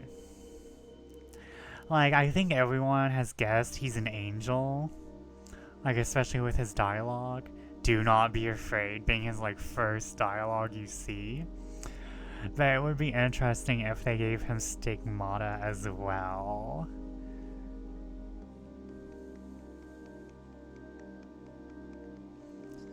I will leave you to get dressed. With a curt nod, he leads through the narrow door. I hear a soft click as the lock turns behind him. I count to 3 in the sudden silence, so I don't hear any more footsteps. I reach for the bundle of clothes. An itch on my elbow stops me short. I reach down absently to rub at, then freeze when my fingers meet a neat line of stitches. I know what I saw. That beast took my arm clean off. And yet my arm shows no sign of injury apart from the black stitches poking through my skin. I gingerly flex my fingers, feeling my heart race at the sensation. This is impossible. I should be dead, or at the very least, gasping out my last breaths. I squeeze my eyes shut, waiting for the pleasant dream to unravel. to wake up bleeding out in the swamp. But nothing happens. The seconds tick by, and my arm remains resolutely healed, my surroundings pristine and quiet. In numb disbelief, I reach out for the replacement clothes and stiffly begin pulling them on. They're thicker and warmer than mine were, with a black woolen cloak to go with them. But there's still one thing missing. My bandages. The golden-eyed man didn't leave me with any, even though I know he saw my hands. I slide off the bed and take a few unsteady steps towards one of the drawers. If this is indeed a doctor's clinic, there must be bandages somewhere. I start opening drawers at random, and of course that's when the door swings open once more. We were caught being a klepto. We were caught being a main character. Are you looking for something? I roll around, clutching a thick roll of clean bandages. I try to step back from him, but my legs bump against the edge of the cot. Your caution is understandable, though if I meant you any harm, you would know. That doesn't make me feel better in the slightest. But he makes no move toward me, so I quickly wind the bandages around my hands. The glowing scars and molted skin disappear under a layer of clean, white cotton. May I ask why you need additional bandages? I clench my jaw. I knew it would only be a matter of time before he asked about my hands, though the way he does it is strangely roundabout.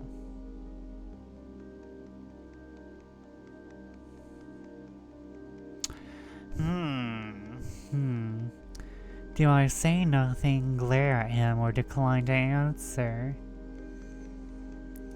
I think decline to answer would be best. Well, that's a very personal question, and I don't really want to answer. Is that so? Surely you realize I can only help if you tell me what ails you. An involuntary snort of laughter escapes me. Where would I even begin? Would he even believe me if I told him? No, best to keep my curse to myself for now, and learn more about him first. Who are you? You may call me Chris. And where exactly am I?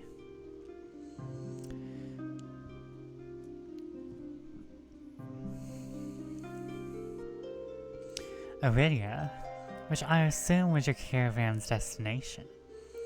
I can think of nowhere else for a group of travelers to go.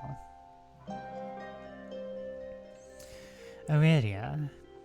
So I made to the City of Knowledge after all. I should feel relieved, but all I can manage is a vague sense of increasing unease. How did I end up here? I brought you to my clinic, of course. You were the only survivor from the caravan, barely clinging to life. You needed immediate treatment, which you provided. Yes.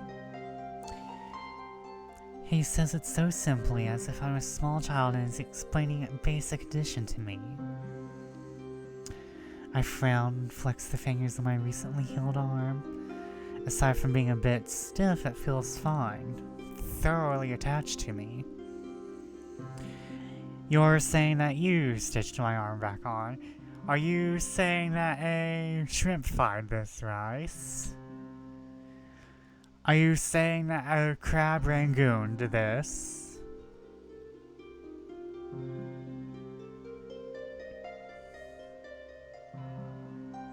Pardon? As Solus attacked the caravan, it ripped everyone to shreds. It tore my arm clean off. But when I woke up here, I spent my entire life learning from a Zenobia mage, and I know of no alchemy or magic that could reattach a severed limb. Even if he somehow could heal me by magic, I should detect traces of it. But I sense nothing out of the ordinary at all. The doctor, curious, pinches the bridge of his nose. He sits back down in his chair, quiet for a long time. I do not know where you come from, but Aridia is the city of knowledge and deadly secrets alike. Information is power, and it is most unwise to give or receive it freely. Since you have refused to divulge your secrets, I will not divulge mine. I do not even know your name. I was just... You're new to Aridia, so I will overlook this specific breach of etiquette. However, you should not expect others to extend the same courtesy. Do you understand? He looks pointedly at my freshly bandaged hands. Loath as I am to admit it, he has a point. I am also a complete stranger to him, and if he's telling the truth, he saved my life. I take a deep, steadying breath. This time when I speak, I sound a bit more like myself. Vesper. My name is Vesper. It is a pleasure to meet you, Vesper. Look at that smile and look at his eyes. The expressions in this game are so good. I love his costume design the most, I think, though. Like his character design and the costume.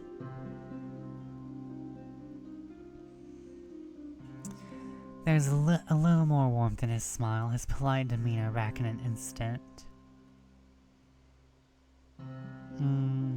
Thank you for saving me. Thank you for saving my life.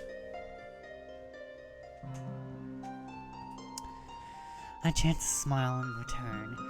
Even if he won't explain how he did the impossible, there's no doubt in my mind that I'd be dead if not for Curtis. Think nothing of it. I'm not sure if he's just being excessively courteous, but his words only raise more urgent questions. But I have to ask, why did you save me? You don't know me. He was not expecting that. Wow, his eyes were just like, whoa. The question seemed to startle Curtis. I could hardly leave you to die in the wastes. Assisting those in need is the very essence of a doctor's duty. I never met a doctor who also handed out free clothes. My fingers find the edge of the cloak. There's a subtle but delicately embroidered pattern around the hem. I try not to think about what kind of price Curtis might ask for such well-made clothes. No, I suppose not. Forgive my presumption. I rarely come across so fascinating a patient. I blink. What did he just say? I simply meant that few would cling to life so resolutely, or brave such a perilous journey to Aridia. On the bat leg, my bat leg, the leg is being restless, it's being tingly.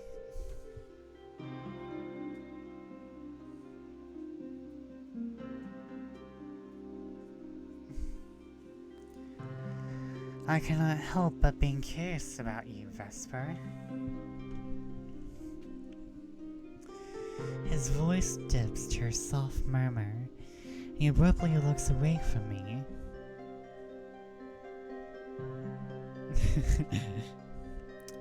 It's like, do we compliment him or be a little mean? You're pretty curious yourself.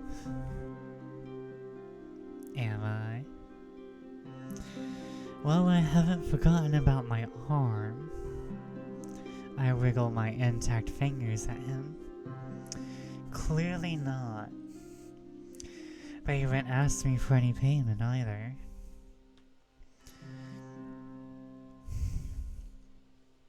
I require none from you.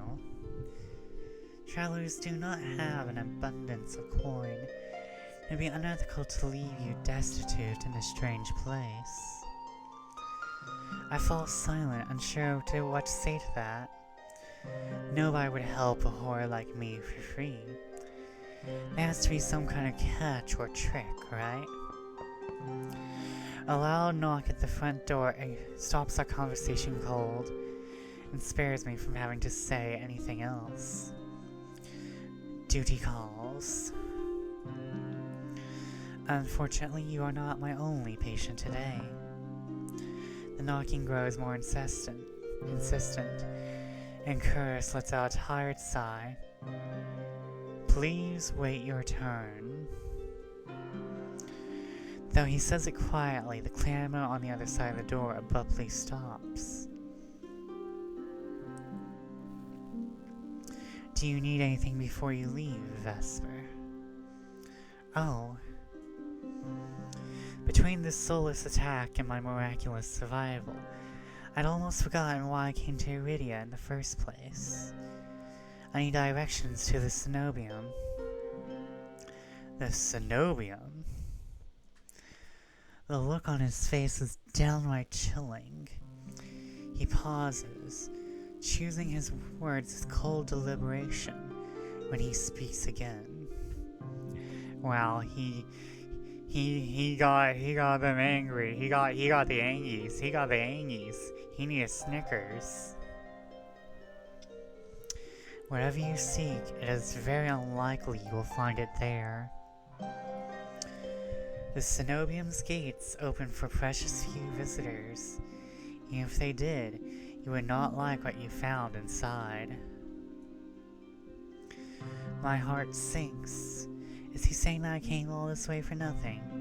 Risked life and limb for nothing? No, that can't be. I've only just arrived, and Iridia is the largest city still standing. There has to be a cure for me here. If not the cenobium, where would you suggest? Do you know anyone else in Iridia? I shake my head. Then I suggest a local guide. Head to the Wet Wick and ask for Leander. Excuse me, the wet what? The Wet Wick. He sounds deeply unamused. Follow the postings advertising Leander's bloodhounds. They are difficult to miss. When you meet Leander, tell him I sent you. That isn't much to go on, but Curious points towards the clinic's back door. You'll be safe, so long as you do not draw attention to yourself. That's easier said than done. I've always been a magnet for the worst sort of attention. If you require my assistance, you may return whenever you wish. Though he's smiling, there's a note of finality in his voice. Resigned to my dismissal, I slip out through the back door. I'm not sure if these are the final backgrounds, because they come off a little unfinished to me, but I still like them. I find myself standing in a narrow and rather gloomy alley. I pull the new cloak up over my nose, stepping over the contents of chamber pots that have just been emptied into the street. Oh no. Very gross, very gross. Something weighs heavy inside one of the cloak's pockets. my coin purse. Everything is still inside, every last coin I scraped together for the journey to Iridia. Doesn't even look like it was opened. There were so few coins to begin with, they probably weren't worth stealing. I glanced back at the clinic's closed door. Curtis didn't take any payment. He didn't even ask for a future favor. But he also said that in Iridia, secrets are power. Didn't expect me to give up mine at some point. That's not exactly a comforting thought. Still, no matter why he did it, Curtis gave me a second chance and a lead where I might find help. I better get going before he changes his mind. I squeeze out of the alley and into the crowded main street. The line outside Curtis's clinic stretches down the road already. Two thin pillars queue alongside weathered elders. If any place is in desperate need of a free clinic, it's this one. The cobblestones are treacherously rough under my feet, deep grooves worn between them by regular flooding and decades of hard use. I knew Iridia was a river city, but I didn't expect it to look so eroded. The buildings are tired and dilapidated, all crammed together in narrow streets. A child darts by, clutching something greasy wrapped in paper. The smell of fried food drifts over to me. My stomach gives a faint gurgle. This morning's catch, fried up, hot and fresh. Not too many eyeballs today. That sounds disgusting. But I'm starving, so I duck my head under the stall's grubby awning. A large fish peers up at me, its three bulging eyes still visible through the thick layer of crispy batter. The vendor gives me a gape-toothed grin. What's the cheapest thing you got? The vendor points at a metal basket of what looks like long strips of savory fried dough. Fresh long, lads, 3 copper apiece. Don't burn your mouth. I take the coins out, counting them gingerly. At this rate, I might not even be able to afford dinner. I reluctantly drop the payment on the counter and take my meal. Hey, whatever. You missed all of my scuff. I am playing Touchstarved, which describes me in a lot of ways. We have chosen the, what happened, basically I had to use a display capture in order to get, in order to even capture Lamento Beyond the Void. I guess because it's like, Maris! Hello everyone from Maris' stream. Hello! My name is Vesper Fortune, Bat of Fortune, and I welcome you all to Touchstarved. For those of you who are on my stream and have not seen Maris, Maris is a lovely dragon man and my design brother. And let's see here. Shout out. Get work shout out. We are being thirsty and touch-starved today. And Maris, or I want you all to go follow Maris. Please follow my design brother. How is my rat brother doing? I was just about to explain my scuff earlier.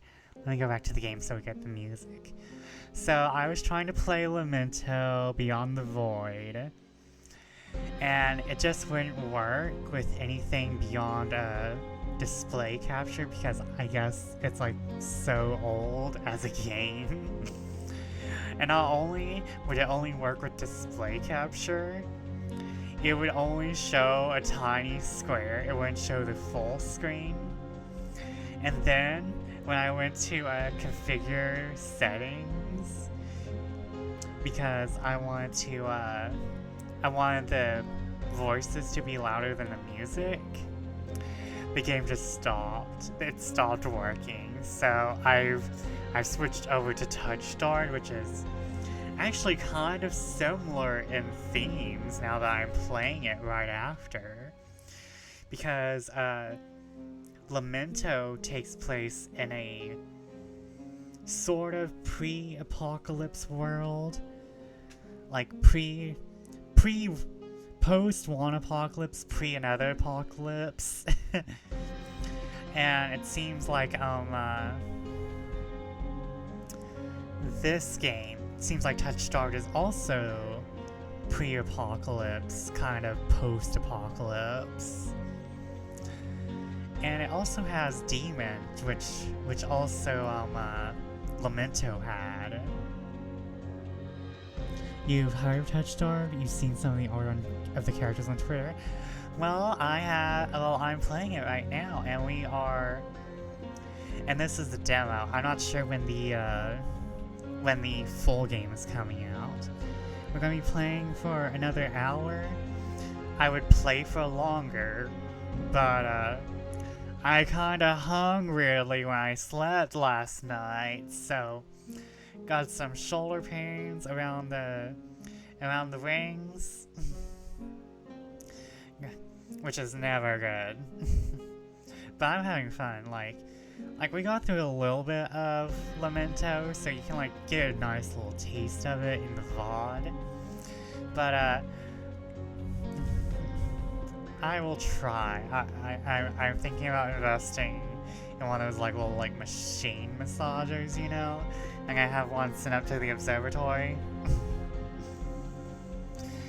But Touchstarved is really similar to Lamento, so I kind of thinking now I'm like comparing the games directly. Maybe the creators did play Lamento. 2 streets later, I pass under a wrought iron archway adorned with dangling garlands of red and pink lilies. The buildings in this quarter are dizzying white of color. Painted walls and tinted glass everywhere I look. Sheer red and pink curtains flutter in open doorways. Musical voices call out invitingly. Incense mingles with pungent scents of flowers, barely covering the salt and musk of warm bodies. This must be Iridia's entertainment district. I'm polishing off my food and dusting crumbs from my hands when I spot a poster. It features a silhouette of a man wearing a single dagger-like earring and the word Bloodhounds printed above his head. A motto, as above, so below, circles the artwork. But Maris, what were you doing? Were you finishing up Sherlock? Let's see here.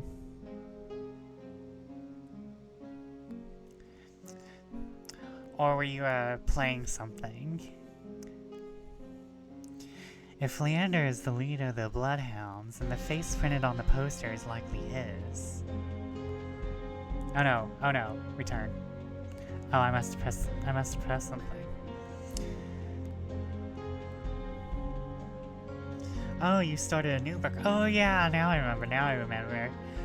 Yeah, I saw that on your Twitter. You started a Peter and the Starcatchers. Is that a Peter Pan thing, or is it something original? I followed the line of identical posters around a corner and nearly hit my head on a precariously dangling wooden sign. Looking up, faded orange letters read, "The Wet Wick." You know when somebody has played D&D with their tavern names they come up with.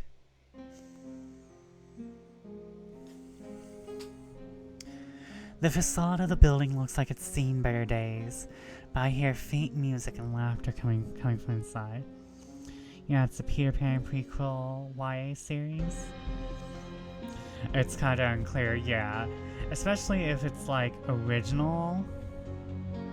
Especially if it's like something more recent and original. It's really hard to put it on the fairy tale timeline. Not to mention, I think Peter Pan itself has a very strange timeline. I'm surprised there's not like a Peter Pan series that evolves around time travel. Like, that should be a thing. Like, Peter Pan seems like it'd be ripe for a time travel story. There's a whole generator for D&D pub names online. Not surprising. OMG, that should be a thing. Oh no, now I have to write Peter Pan time travel stories. Along with all my other fairy tale rewrites. My current rewrite I think I'm working most on is Cinderella. Cinderella. I was gonna say Snow White, but I'm mostly working on Cinderella. Me on my way to write Peter Pan fanfiction. As long as you do it and I don't have to. The facade of the building looks like it's seen better days, but I hear faint music and laughter coming from inside. Hello, Ollie. Welcome in. We're playing Touchstarved. Which describes me entirely. Like my current need. I am starved for the touch. We're about to meet another man, so everyone be on the lookout. The inside of the bar is a far cry from the abandoned exterior. It's not even midday yet. Most of the tables and booths are occupied by a loose assembly of people in matching green cloaks.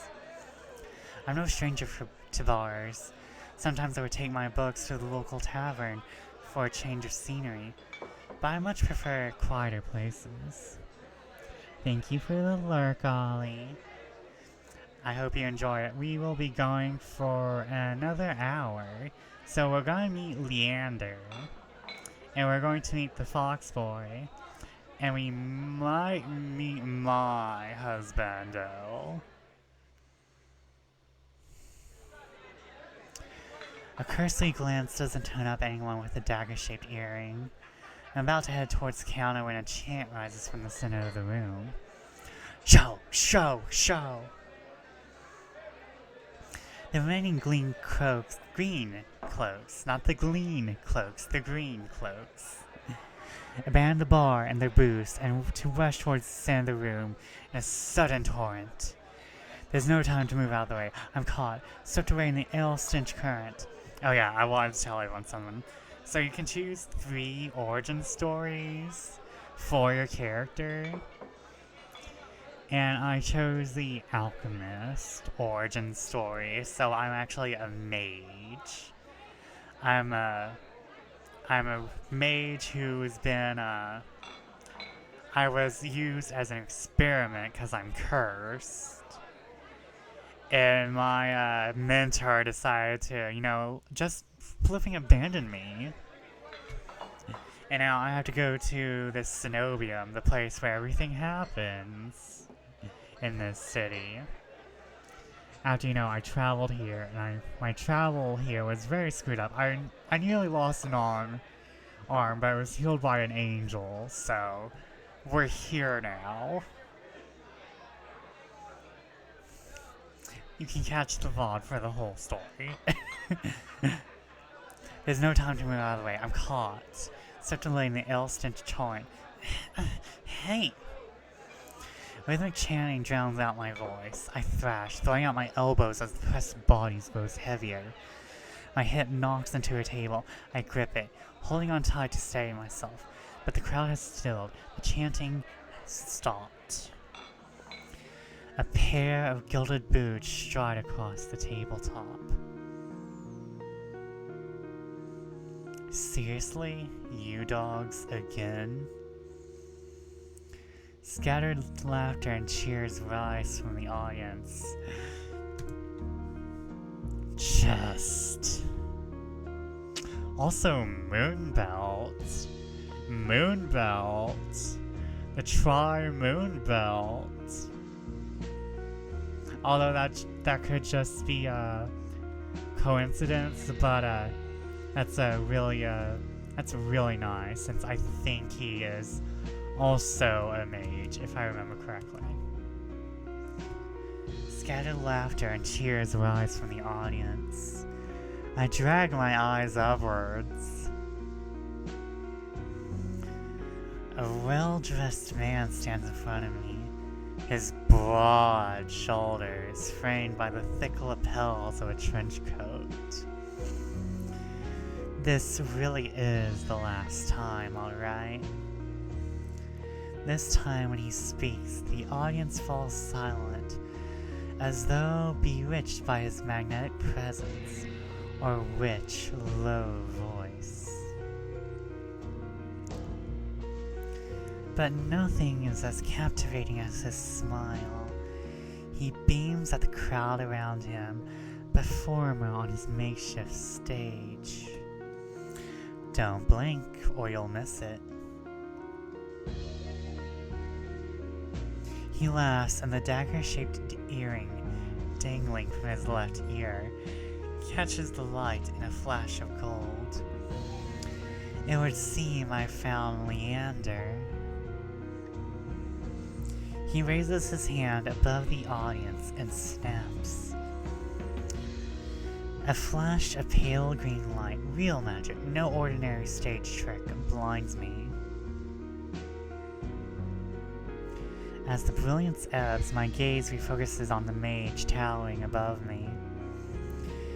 He flicks his wrist, and the magic spiraling around him coalesces. A delicate flower stem sprouts from beneath his pinched fingers. One by one, glowing lily petals spring forth. Oh, he's a white mage main. Oh no. With a flourish, the mage presents the conjured flowers. The audience bursts into clapping and cheers. Blood for the blood lily! My mouth hangs open, and not just on account of impressive performance. There was no incantation, no spell circle. I never seen something so beautiful and intricate conjured so effortlessly. Leander must be an incredibly gifted mage. No wonder Curtis recommended him. Leander plucks the iridescent bouquet out of the air and turns in a slow circle, giving his audience a good look. Now, who could use some good luck? Eager onlookers scoot closer to the table. Some reach for the lilies while others whistle and call Leander's name. But his cool green eyes slide right over them, locking on me instead. How about you? My chest tightens. Every person gathered turns to stare at me. We are taking these flowers. You don't refuse flowers. I reach out, all too aware of the way my fingers tremble as I carefully take the flowers from him. There is no weight to them, only a faint warmth that radiates from the stems. As soon as the flowers leave Leander's hand, their light dims, they fade away in a shower of opalescent light. To my surprise, Leander laughs under his breath. That's the problem with flowers. They don't last long, but they leave an impression, right? If you want to keep flowers, everyone, remember you can press them. You can always press flowers. He grins at me, and I find myself smiling back.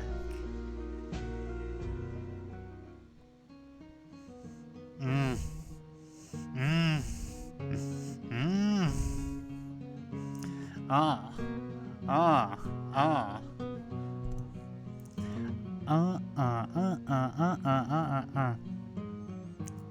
All that chest, all that body, all that face, it makes me want to party. He is my sun, he makes me shine like diamonds. To be fair, all these men are my husbands. All of them. Just all of them. Just, if there's a harem ending in the full version of the game, I will put forth the effort to get it. Like, damn. Like, head to toe. Leander steps off the table, dropping among the excited crowd with an audible clink. Alright, bloodhounds, back to your drink. Show's over. The green cloaks disperse at his command, returning to their tables and booths. Before I can make my way towards Leander, his eyes find me. He gives me a friendly wave, then beckons me over to the crowded counter. I manage to squeeze beside him, but there is so little room his broad shoulders presses against mine. I tense, but he doesn't seem to mind at all. Not that I mind at all. Is this your first time in Iridia? He says it lightly, with a genuine air of curiosity. Do I stick out that much? No, but I'm certain I remember seeing a face as lovely as yours around Lowtown. My eyes flicker to the polished countertop. I'm not used to flattery, and being this close makes eye contact difficult. As if on cue, the bartender approaches us. What can I get you? Surprise me, and add anything my friend wants to my tab. I wasn't expecting the generosity, but I have to admit I do feel a little thirsty after all that fried dough. Listen, you get the fried dough, you eat the fried dough, okay? Fried dough is probably amazing with how they describe it. It's street food. It don't matter how greasy it is, how long it was waiting in the pool of grease. It's street food, it's delicious. You will take your heart attack and you will enjoy it. Water's good though. Water's fine. While the bartender leaves to fix our drinks, Leander leans his elbow on the counter. I'm close enough to notice the purple shadows under his lower lids.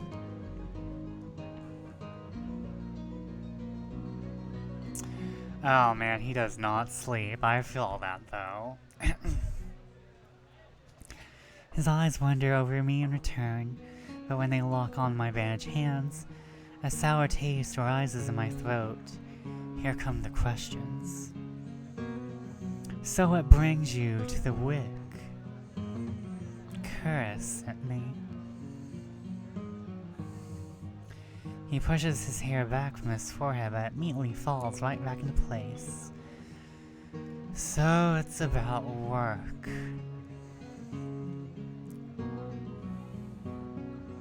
The bartender pushes a pair of glasses our way. I don't realize how thirsty I am until the cool water touches my lips. I drain the water in a single gulp. Leander takes a deep swig of his beer and lets out a satisfied breath. How can I be of assistance? I need to get to the cenobium. As soon as the word cenobium leaves my mouth, the entire bar falls silent. Bloodhounds twist around in their seats to gawk openly. Finally, an especially drunk one speaks up. The hell are you bringing up this cenobium in here? I think we made a boo-boo, chat. Oh, we made a fucky-wucky. Throw him out! This is bloodhound territory! The vitriol catches me off guard. From the angry looks thrown my way, it's clear I've broken some unspoken rule just by mentioning this cenobium. When I glance at Leander, he's drinking, as though he hasn't noticed the uproar. Only when he catches me looking does he lower his glass. For the love of... He drags a hand down his face. Oh no, this is customer management. This is upper management. He deals with these fools all the time. Hey, keep it down, will you? This is business. I tense, expecting an argument, but the outspoken bloodhounds silently return to their drinks. Only a handful continue to watch me warily. Sorry about it, them. The cenobium's a bit of a touchy subject in these parts. Mix in enough drinks and, well, you saw. How about we continue this outside? When I give him a terse nod, he pushes away from the bar counter. I follow Leander to an alleyway tucked behind the wet wick, where layers of frayed bloodhound posters have been plastered to the walls.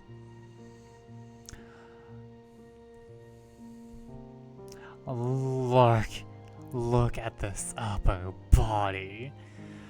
Body. Oh man. He is all of that and a glass of water. Seeing them side by side, the resemblance between Leander and his likeness on the posters is impressive. Curus didn't send you here for help with the cenobium, did he? From the look he gives me, he already knows the answer. I glance away. No, he didn't. He suggested I find an alternative. Yet, here you are, asking about them anyway. What do you need the cenobium for? I don't want to tell him about my curse. The less people that know about my capabilities, the better. Thankfully, Leander takes my reluctant silence as an answer. Well, I see you are already aware of the city's currency. Information's worth its weight in gold here. Curus told you the truth. The cenobium is dangerous. Get on their bad side and they'll imprison you if you're lucky, or torture you if you're not. Torture? My teacher never described anything like that. But the cenobium is supposed to be a place of learning, a sanctuary. The cenobium has always been heralded as the last bastion of human knowledge, a shining beacon of hope in a world steeped in nightmares. If any place held answers, it would be the cenobium. That's why I came here. However, every institution of learning seems to hold dark secrets, especially if capitalism is involved. That's what they want you to think. But things that seem too good... That's what they want you to think. But things that seem too good to be true are often just that.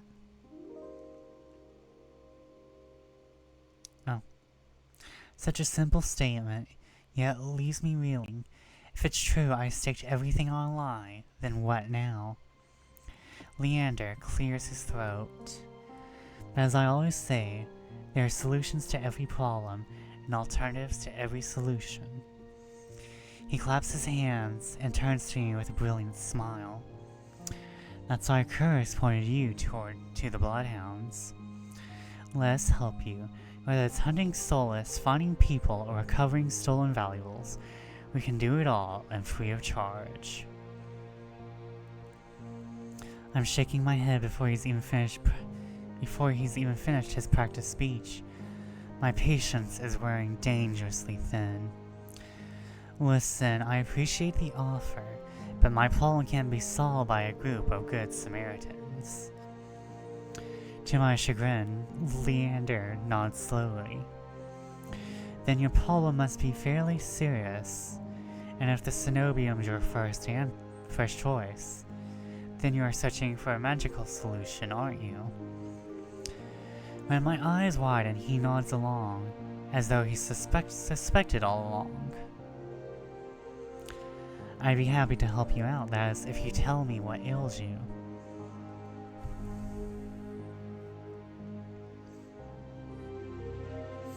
Leander might not work for this cenobium, but if his show was any indication, then he's stronger than the mage who raised me.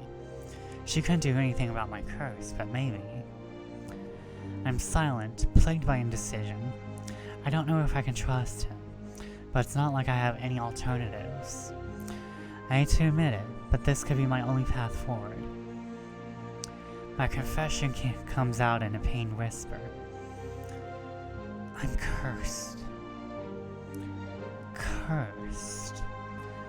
Oh, now I am very curious. What kind of curse? Something ancestral or more recent? He looks me up and down, taking in my face, my eyes, and finally my hands. It's your hands, isn't it? I wait until I'm certain my voice will remain steady before answering. My touch is dangerous. It changes people, hurts them.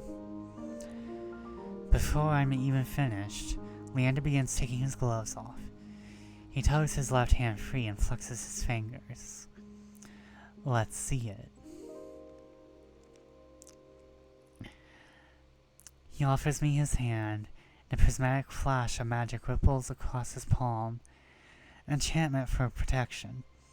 But I'm already shrinking backwards. I can't. I don't care how confident Leander is. I can't bring myself to hurt him. To see his kind face twist into a mask of madness. Believe me, this isn't an ordinary curse. I'll be fine. Perhaps where you come from, your affliction was strange and one of a kind. But spend a year in this city, you'll see 1,000 curses and thrice as many cures. Do you really think curse would send you here if I couldn't handle it? How should I know? I only met him today. I am as good as any mage in this cenobium. Better even. If they can help, so can I. You don't know what you're asking me. I am asking you to trust me. I look from Leander's outstretched hand to his confident smile. Then, with a short breath, I begin unwinding the bandages from my hand. Fine, but if you lose control, don't say I didn't warn you. You can tie me up first if it makes you feel better. Sir, please, sir, we're not at that part of the game yet, sir. Maybe later, but not now. With each joint I expose, I grow more and more certain this is a terrible idea. Ready when you are. If he's bothered by the way my hand looks, he doesn't show it. My fingers hover shakily over his palm. 3, 2, 1. We're gonna touch him, chat. We're gonna touch him. We're gonna touch it, touch it, touch it.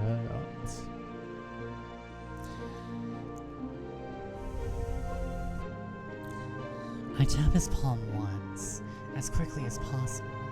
It's barely more than a brush, but that's all it ever takes. When I look at his face, expecting to see the worst, Leander only grins. See? It can be.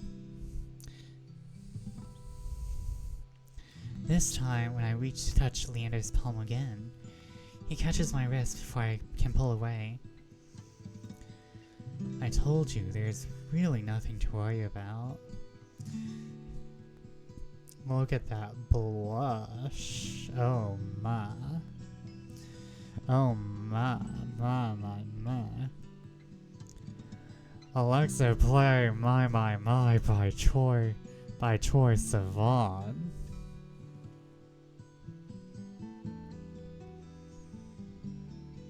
He trails off when my thumb brushes the soft skin of his inner wrist.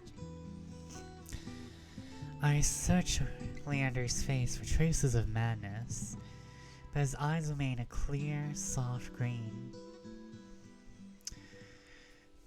Color rises in his cheeks, but he remains still except for the subtle bobbing in his throat.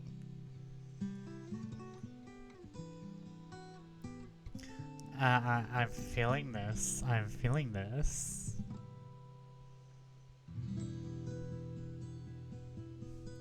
Neither of us speak as I trace the contours of Leander's palm, lost in awareness I wasn't prepared for. I've been with other people, kissed them, been embraced by them, and more. But not like this. We are literally touch-starved.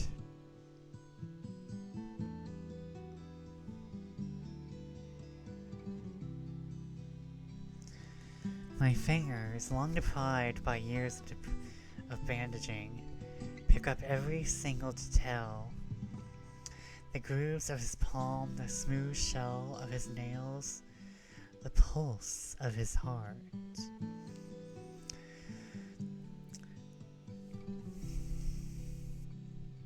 For as long as I lived, I've never been able to hold someone's hand, not without dire consequences.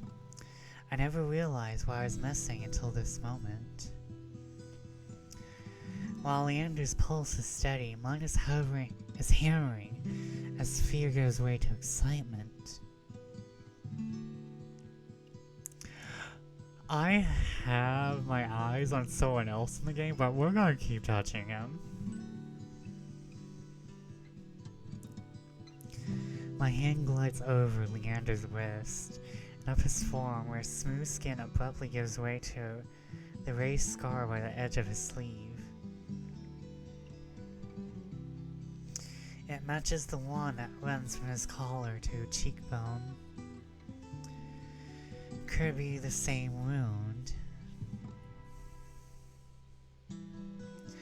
I glance at Leander's face. His lips part as he considers his words before speaking.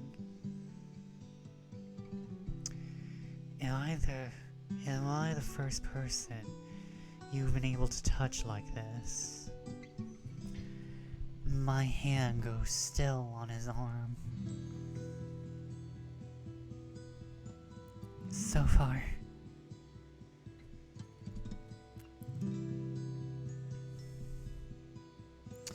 I'll admit, your touch does make it somewhat difficult to stay level-headed, but not due to your power.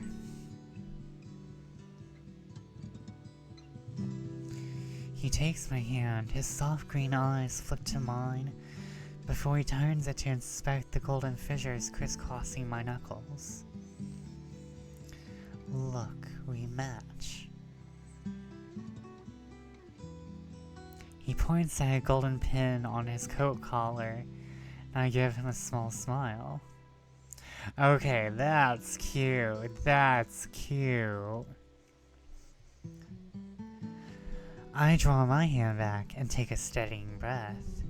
My head feels as though it's stuffed with cotton. Habit alone guides me through the motions of rewrapping my hand, although my fingers tremble too much for the bandages to lie flat. I can't believe that worked. May I ask your name? I'm Vesper. You were right to hide this from me, Vesper. That curse of yours, it's unlike anything I've ever dealt with. I can tell you're discreet, but you best not go showing that off to anyone else. I didn't plan on it. Are you staying in Lowtown? I pause. Room and board was something I hadn't yet considered. I don't know. Let's get you properly settled then.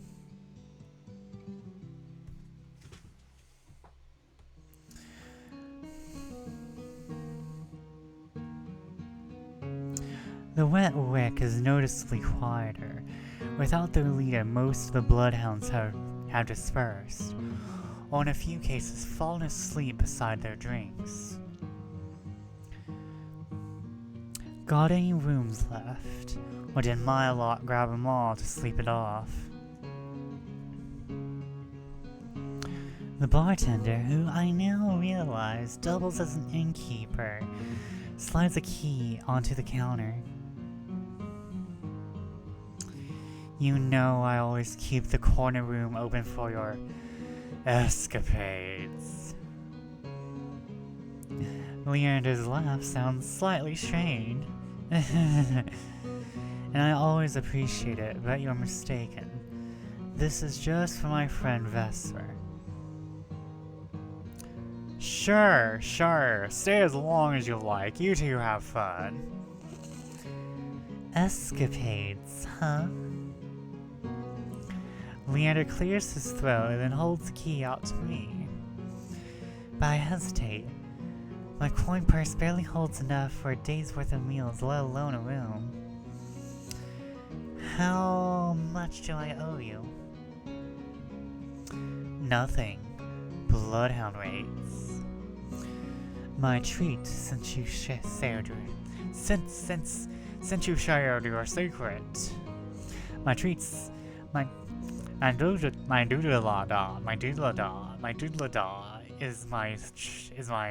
treat. My doodle is my treat. The doodle treat. Have you heard of the doodle treat? It's very delicious, only made in the land of Doodle. My treat, since you shared your secret. Food, drink, and a warm bed, anything you need. Carefully, I take the key from him. It's small, but weighs heavy in my palm. I never expected to have a warm bed in Iridia, let alone free meals. Thank you. Go explore, Vesper. You'll find many roads in Iridia, each leading to different answers. But if you need a reprieve from what haunts you, come find me. Just be careful. I nod, taking one last look at the gleaming bronze key before tucking it into the pocket of my cloak for safekeeping. Leanna gives me one last friendly wave before I depart.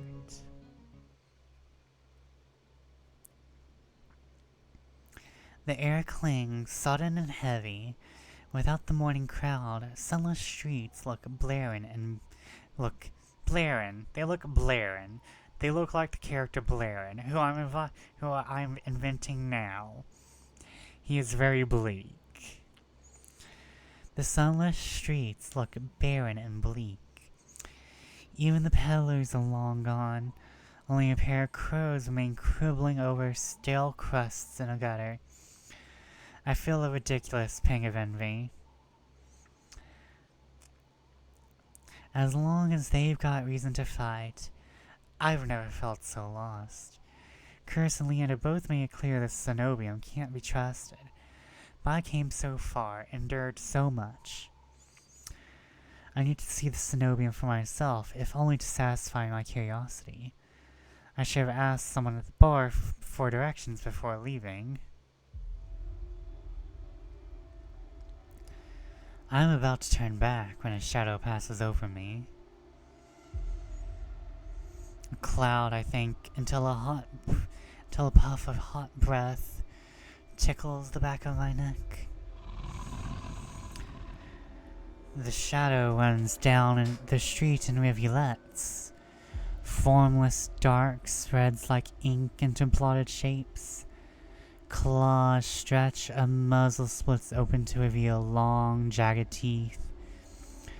A growl rumbles so low and deep I feel it.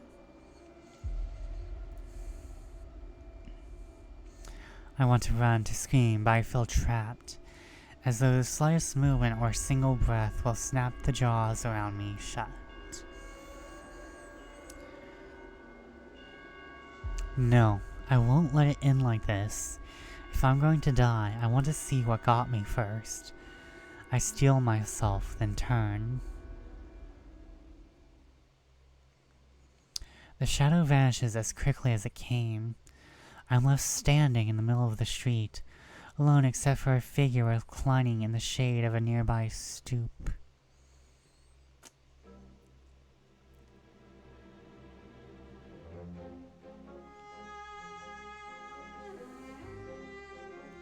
And he got that horror theme going on. He got that classy, I'm one you spend money on going on. A monster, that much is clear from a glance. One that could nearly be mistaken for a human, were it not for the tufted ears, the tail around his ankle, the tail that curled around his ankle. Or the dusk pink eyes with pupils that sharpen like needles when they fall on me. Our eyes meet and the monster uncrosses his long legs. His hair gleams a shade of red that reminds me unsettlingly of blood where it curls around his collared throat. Jumpy, aren't you? His tone is so light and carefree that I glance over my shoulder to make sure he's speaking to me. When I look back, the stranger props his chin on his knuckles and regards me with an inscrutable little smile. Didn't you just see that shout out right now? Just now. It was massive, moved like a beast. Even as I speak, I'm aware of how ridiculous it must sound, but the stranger's smile doesn't falter. The only beasts I've seen are the Rick's drooling regulars, though this did catch my eye.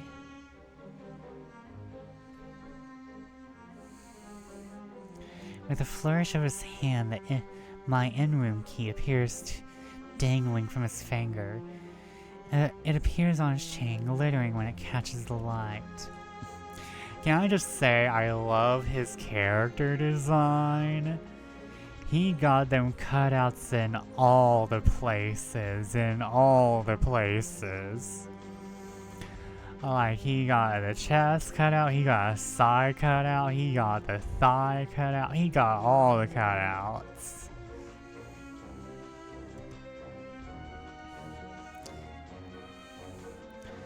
My hands fly to my close pockets and, sure enough, find them flat.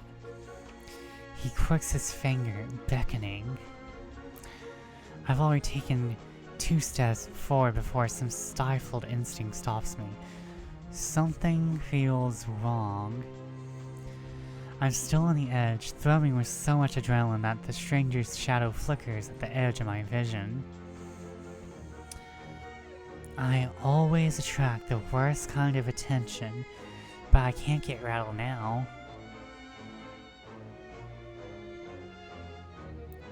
Where did you find it? How'd you even find it? The key, I mean. What can I say? I'm a sucker for shiny things. He smiles wide enough to reveal pointed canines. I saw you drop it. You really should be more careful. City like this, somebody might take advantage. A bald-faced lie, said without a hint of irony. I didn't drop the key and I didn't sense any magic either. He must have stolen it somehow.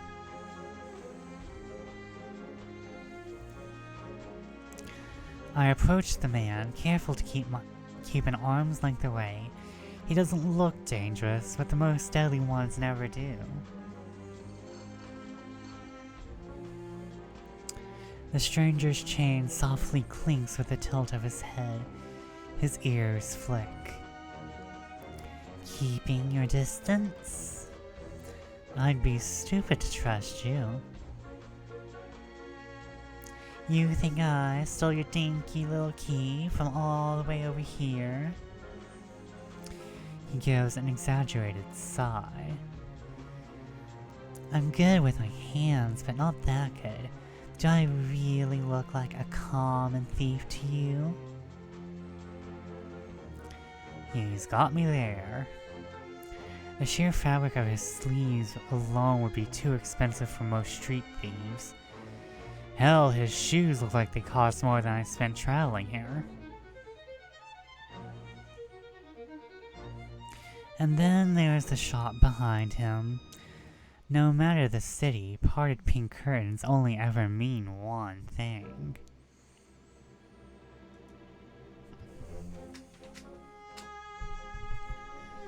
I'm not looking to buy, and I know I could afford your services anyway. Luckily for you, I don't charge.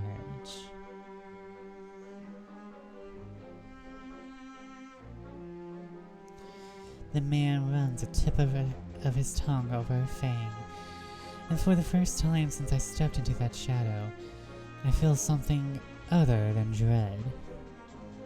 My face grows hot. That's not what I meant. I'm flattered, really. Where sex is my trade, I might make an exception for you. How about half off for a handy? Or you could just hand over my key. Ask nicely and I might even let you tug my tail.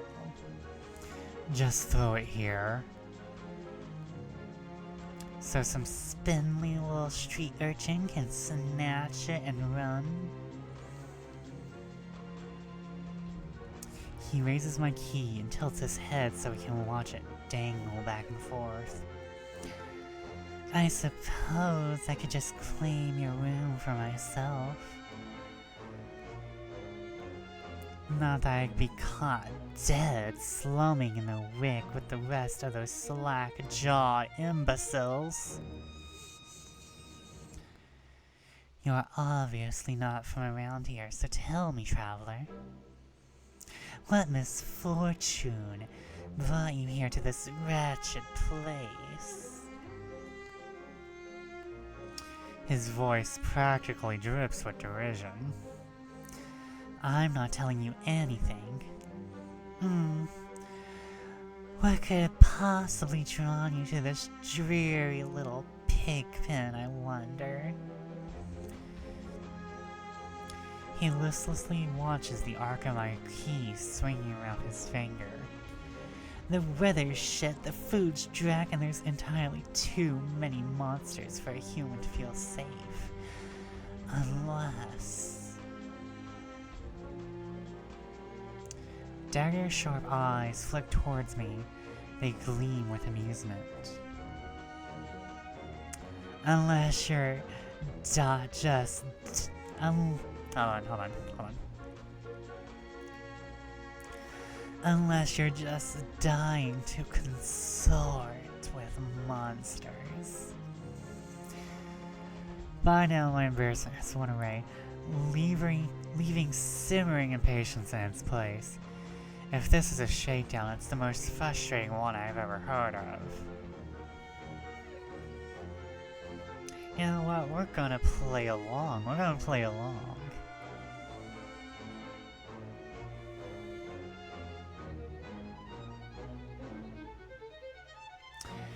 How do you know that I spent all my money, starved, and nearly died in a swamp just so I could crawl into bed with the first thirsty monster I saw?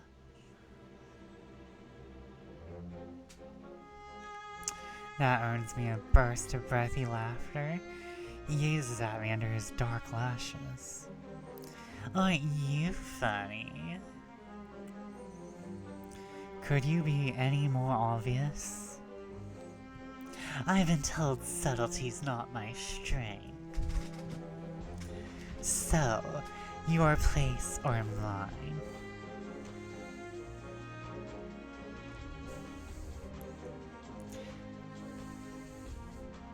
If only I had my key, then I might be able to invite you up. His languid gaze glides from me to the key in his hand and back.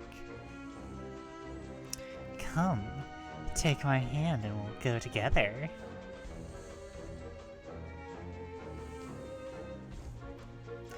The more he flirts, the more convinced I become that this is some kind of trap.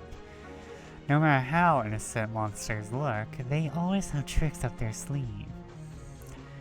And something tells me this one's more dangerous than he lets on, even if he has a lovely laugh. I don't know what you want or why you're messing with me, but I'm not coming any closer until I know you aren't going to attack or bite. I won't bite hard, unless you beg me. No matter what I say, he finds a way to twist my words into innuendo. Even when I'm silent, he goes on as though we're having a conversation and not a standoff.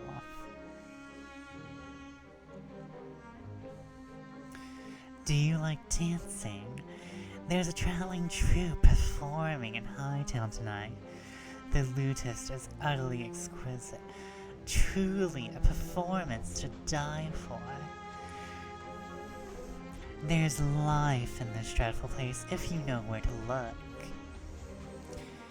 You sound like you know the city well. The man's gaze flickers from me to the key dangling from his finger. Naturally, this dump was little more than a miserable little smear when I first arrived. Hightown, Lowtown, I know Iridia like the back of my hand.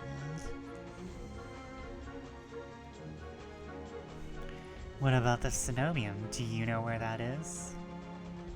Everyone hates the Cenobium. So that should tell you that's bad. Like, you have an upper class angel doctor. Well, not upper class, but you have an angel doctor. You have this demon here. You have a monster. And then you have just a regular citizen. And they all hate this Cenobium. His smile vanishes.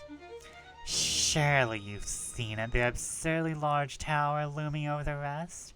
It's a little hard to miss. He must meant that spire I noticed when I first caught sight of Iridia. The Cenobium's overrated. Forget about it. It's so fetch. Stop trying to make the Cenobium a thing, Vesper. Stop trying to make this Cenobium popular again. It had its time, now it's fetch.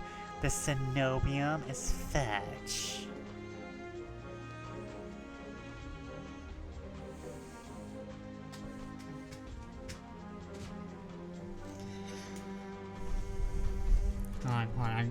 I'm getting in my inner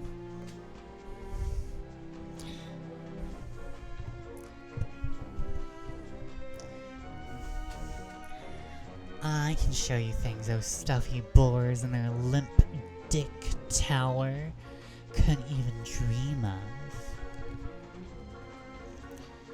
I've already got plans.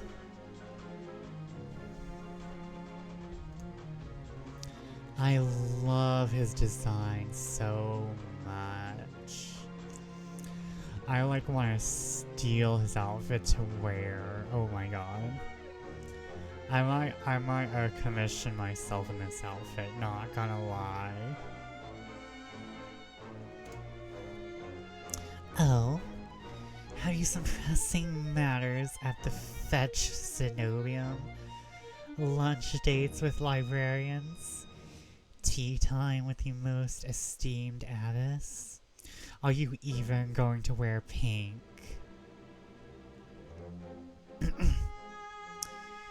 That's my business. What's it matter to you?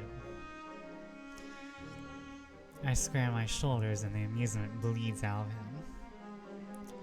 You're a loss.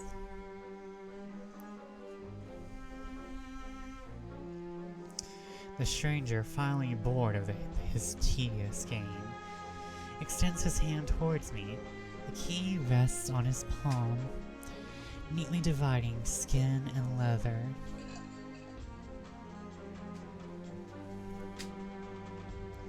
When he makes no other move, I reach for the key. But as soon as my fingers graze smooth brass, his hand springs shut around my elbow. Hey!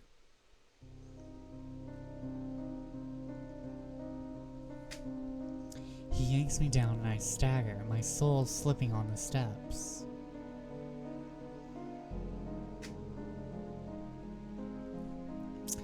For a sick moment, I fear my bandages will unravel under his touch, but he's careful not to disturb them, even as his fingers dig into my arm. I knew I smelled blood. You reek of death and the road. And that fucking doctor.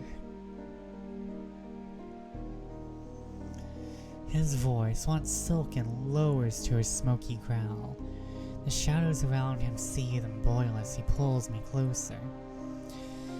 And something else. He murmurs against my throat, nose grazing my jaw. Let go!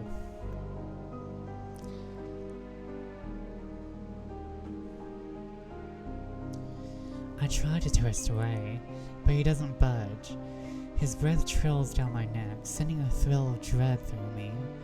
But just when I feel he'll bite, he takes a deep breath instead.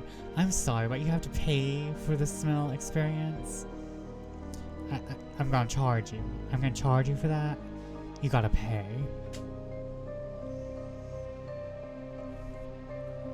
His wide, flat eyes gleam with naked hunger as he gazes up at me. Not quite human, not quite monster. Seems we're both... There!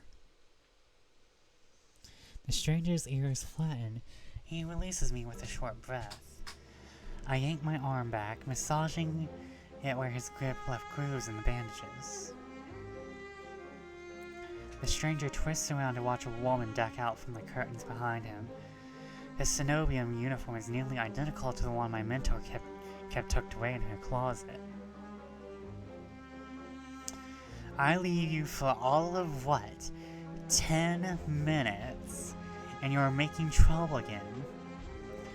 Will you quit harassing the tourists? The stranger, there I take it, rolls his eyes and flashes the cleric a withering smile. So suspicious, can't you see this is a friend of mine? A natural liar. He grins at me and swishes minutely, and his tail swishes minutely. The woman purses her lips at me, clearly unconvinced. I open my mouth to correct him, but Vera cuts in. I was graciously offering my dear friend some free advice. Though his voice remains light and cheerful, his expression darkens. Danger's drawn to you like a moth to a flame. It will always find you given time. The woman clucks her tongue as though she's heard this recital 102 times. Word of advice? Don't take free advice from lazy foxes lounging in streets. This crook would sell water to a drowning man for the sheer entertainment of it. She shrugs off a wilting look from Vare. Oh please, any friend of yours knows it's true, now hold still. Vare rises gracefully at her approach. He pushes his hair aside so it drapes over one shoulder, exposing a long line of his neck. And suddenly it dawns on me that the jingling I heard earlier wasn't coming from the harness attached to his collar, but a leash. A heavy iron chain round around a hitching post and padlocked to the back of his collar. Vare posed deliberately to hide his leash from me. The woman produces a keyring from her pocket. She rifles through a dozen identical keys before selecting one and slotting it into the lock. Come on, unless your friend's tagging along on our merry little solace hunt. They're hunting for solace inside the city. Words momentarily fail me. The woman regards me with a polite and tight smile before marching down the stairs. Vare lingers. He stretches his arms over his head with a yawn, and I try not to stare at the way his stomach flattens when he arches his back. Oh my, we are touch-starved and thirsty. We are touch-starved and man-hungry. Your little secret's safe with me. Try not to get yourself killed,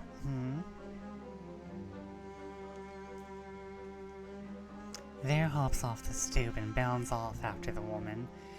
His tail sways merrily, as though he had just lied and threatened me.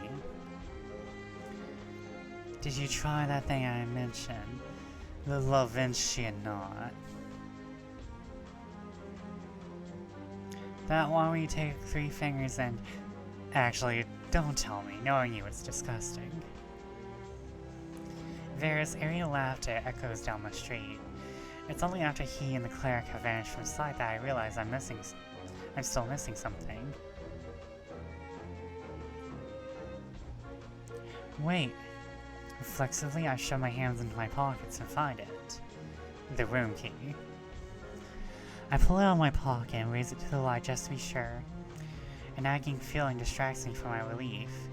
I don't know what Vare's game was, or what he wanted from me. All I know for certain is that the Cenobium saw fit to leash him, a fate I could share, if that's what his vague warning meant. I let my eyes drift skyward, past the lanterns gently swaying in the breeze, to the Cenobium faintly visible through the haze. Just one glimpse is all I need. Then I can put this all behind me. This time, the key goes into my coin purse for safekeeping.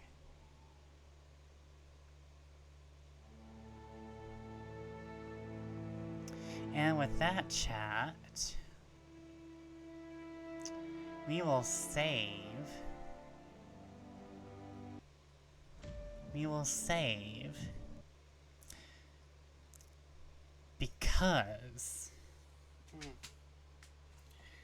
Because I have neck and back pains from sleeping like a weird bat. But hey, y'all got a taste of Lamento Beyond the Void. And we got to play through some Touchstarved, which I will be continuing.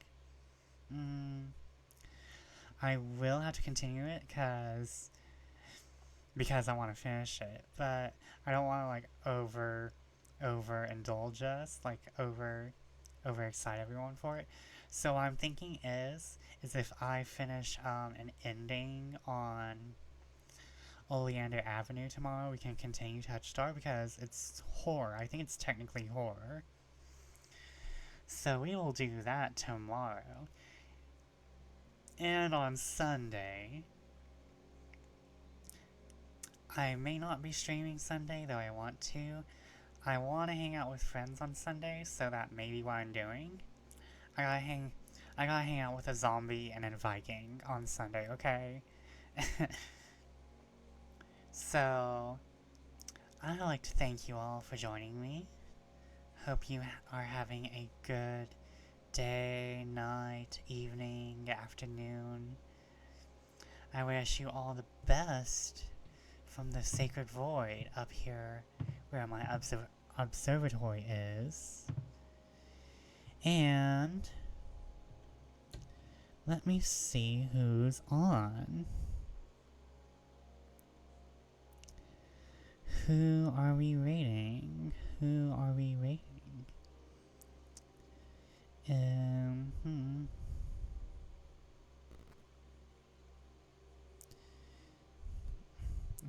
Come on. We have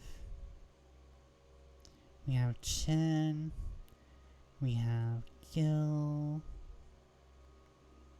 We have Lolita.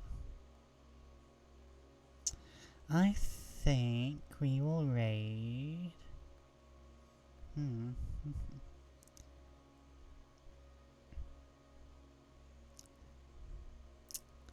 Oh my god. It's always so hard to choose a raid target. Oh my god.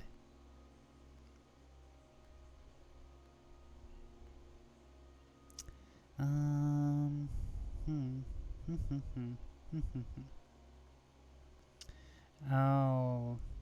someone is playing an old game that oh no, this makes it harder. Who am I rating?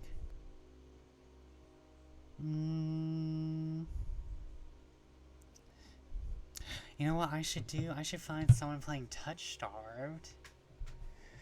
Oh wait, no, then you know what, I'll find, you know what, I'll raid, who? I'll raid Kuro. Because he's also playing a visual novel. He's playing the new, game from the creators of Danganronpa, so we will raid Kuro style. He is a cute, sort of frog-ish VTuber. Very, very, very handsome. But yeah, he's playing Master Detective Archives.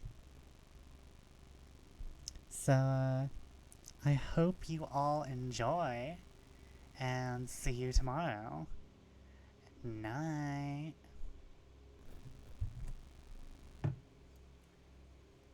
May your fate have been changed.